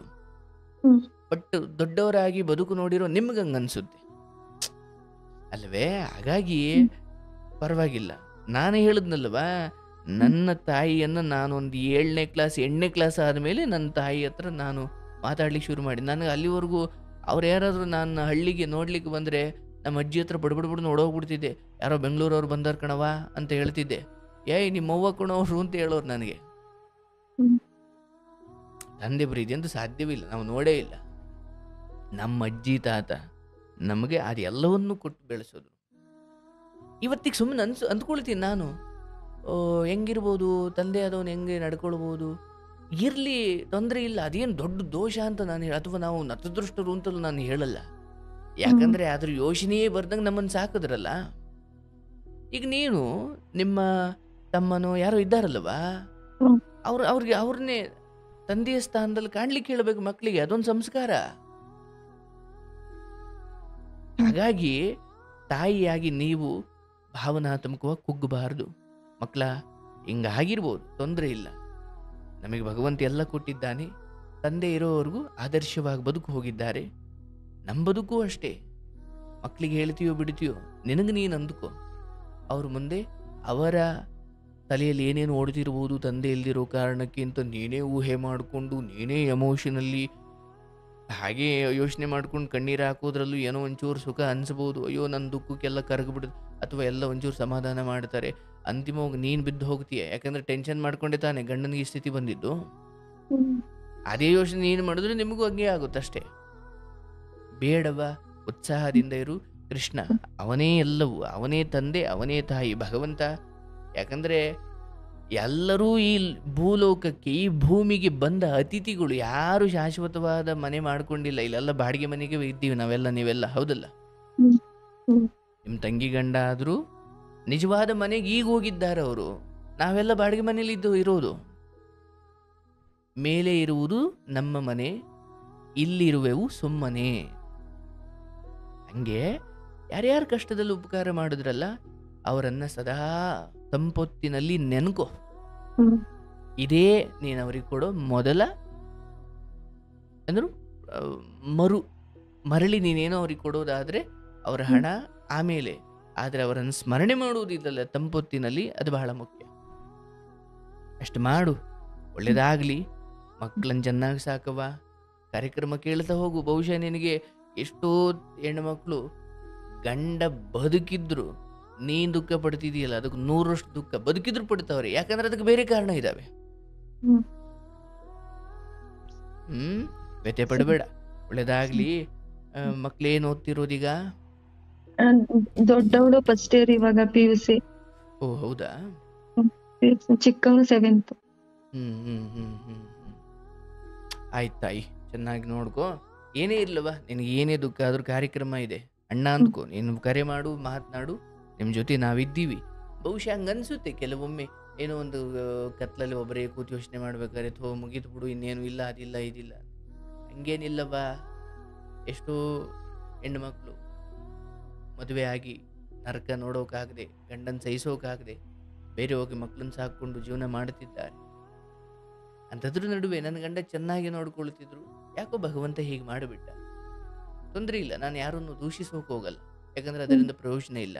ಯಾಕಂದ್ರೆ ಹುಟ್ಟು ಅನ್ನೋದು ಒಂದು ಪ್ರಶ್ನೆ, ಸಾವು ಅನ್ನೋದು ಒಂದು ಉತ್ತರ. ಹುಟ್ಟನ್ನು ಪ್ರಶ್ನಿಸೋಕಾಗಲ್ಲ, ಉತ್ತರವನ್ನ ನಾವು ಒಪ್ಕೊಳ್ಳೇಬೇಕು. ಸಾವನ್ನು ಒಪ್ಕೊಳ್ಬೇಕು, ಹುಟ್ಟನ್ನು ಪ್ರಶ್ನೆ ಮಾಡ್ಲಿಕ್ಕಾಗಲ್ಲ. ಯಾಕೆ ಗೊತ್ತಿಲ್ಲ. ಸಾವು ಅಂತಿಮ, ಅದು ಸತ್ಯ, ಅದು ಉತ್ತರ. ಅದನ್ನು ನಾವು ಯಾಕಿದು ಬದುಕಬೇಕಷ್ಟೆ. ಹುಟ್ಟಿದ್ದೀವಿ, ಸಾಯೋ ಈ ಒಳಗಡೆ ಒಳ್ಳೆ ಜೀವನವನ್ನು ಬದುಕಬೇಕು. ಯಾಕೆ ಹುಟ್ಟುದೋ ಅಂತ ಯೋಚನೆ ಮಾಡಿಕೊಂಡೇ ಸಾಯೋ ತಕ್ಕ ಕೂತ್ಕೊಂಡ್ರೆ ಬದುಕು ವ್ಯರ್ಥ. ಹುಟ್ಟಿದೀವಿ, ಸಾಯ್ತೀವಿ. ಇದ್ರ ಹುಟ್ಟು ನಮ್ಮ ಕೈಲಿಲ್ಲ, ಸಾವು ನಮ್ಮ ಕೈಲಿಲ್ಲ. ನಮ್ಮ ಕೈಲಿರುವುದೇನು ಈ ಮಧ್ಯದೊಂದಷ್ಟು ದಿನಗಳು. ಹಾಗಾಗಿ ಸಮಾಧಾನ ಮಾಡ್ಕೊ, ಪರವಾಗಿಲ್ಲ. ಎಷ್ಟೋ ಹೆಣ್ಣು ಮಕ್ಕಳು ಗಂಡನನ್ನು ಕಳ್ಕೊಂಡು ಅವರ ನೆನಪಲ್ಲೇ ಒಳ್ಳೆ ಜೀವನ ಕಟ್ಕೊಂಡಿದ್ದಾರೆ, ಮಕ್ಕಳನ್ನ ಚೆನ್ನಾಗಿ ಸಾಕಿದ್ದಾರೆ. ಅವ್ರಿಗಲ್ಲಿ ಒಂದು ಕನಸುಗಳನ್ನು ತುಂಬು. ಹಿಂಗೆ ತಂದೆ ಇಲ್ಲದ ಹಿಂಗೆ ಮಗಳು, ತಂದೆ ಇಲ್ಲದ ಮಗ, ಅಥವಾ ಇವ್ರು ಹಿಂಗೇನೋ ಮಾಡಿದ್ರು ಕಣೋ, ಯಾರ ಬಾಯಿಗೂ ಬೀಳದೆ, ಯಾರ ಕಾಲ್ ಕಸವಾಗದೆ ಒಳ್ಳೆ ಬದುಕು ಕಟ್ಕೊಂಡ್ರು ಕಣಪ್ಪ ಅಂತ ಹಿಂಗೆ ಅನ್ನಬೇಕು. ನಿನ್ನ ಮನೆತನ ಇನ್ನು ಬೆಳಿಬೇಕು. ಹಾಗೆ ನೀನು ಕೂಡ ಕಾಯ ವಾಚ ಮನುಷ್ಯ ಶುದ್ಧಳಾಗಿ ಬದುಕು, ಎಲ್ಲ ಒಳ್ಳೆಯದಾಗುತ್ತೆ. ನಿನಗೆ ಶುಭವಾಗಲಿ ತಾಯಿ. ನಿನ್ನ ತಂಗಿ, ಆಕೆಗೂ ಕೂಡ ಇದೊಂದು ಕಷ್ಟದ ಪರಿಸ್ಥಿತಿ. ನೀನು ಜೊತೆ ನಿಲ್ಲು.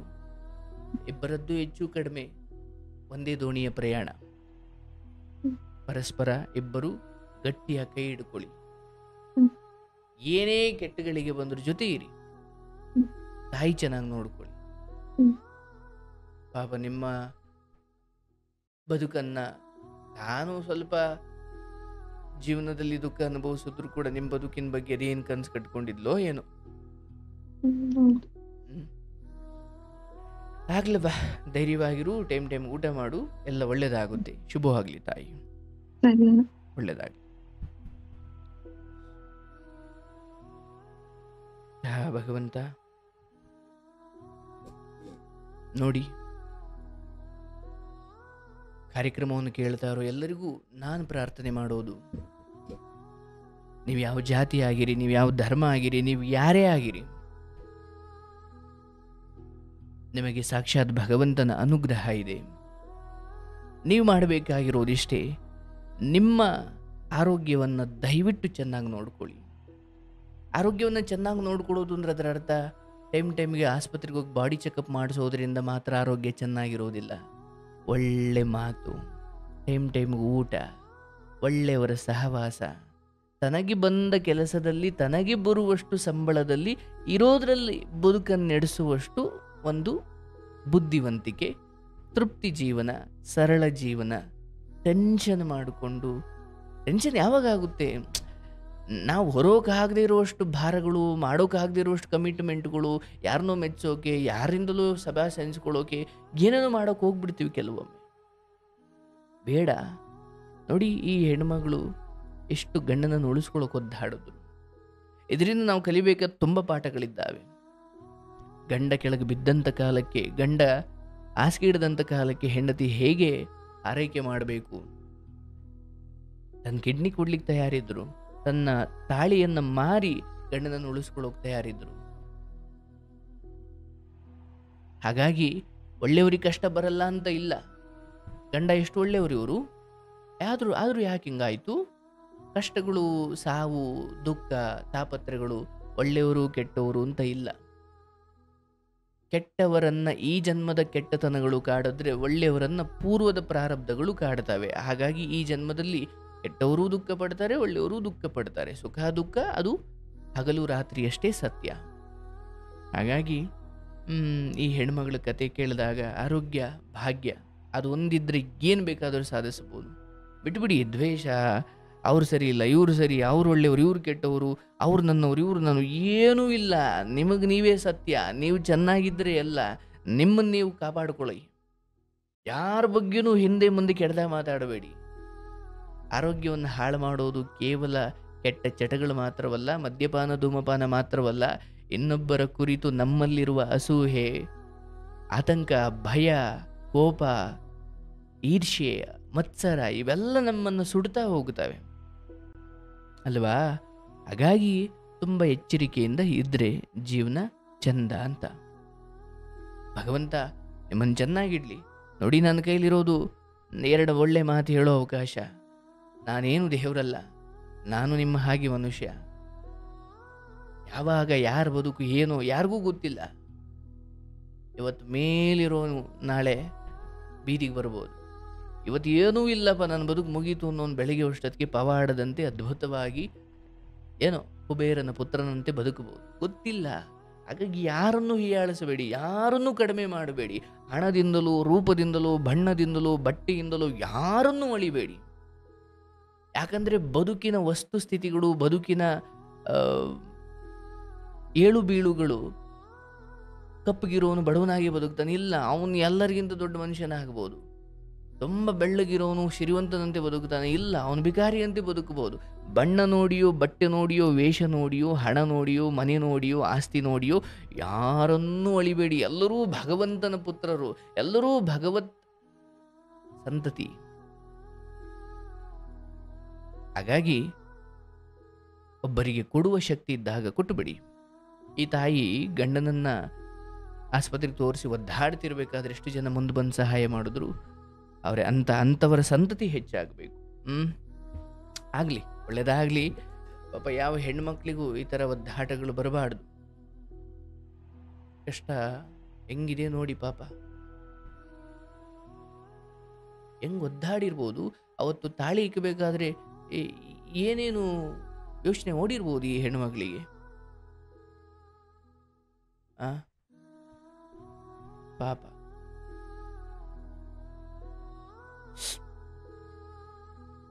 ದೇವರು ನಿಮ್ಮನ್ನು ಚೆನ್ನಾಗಿಡ್ಲವ.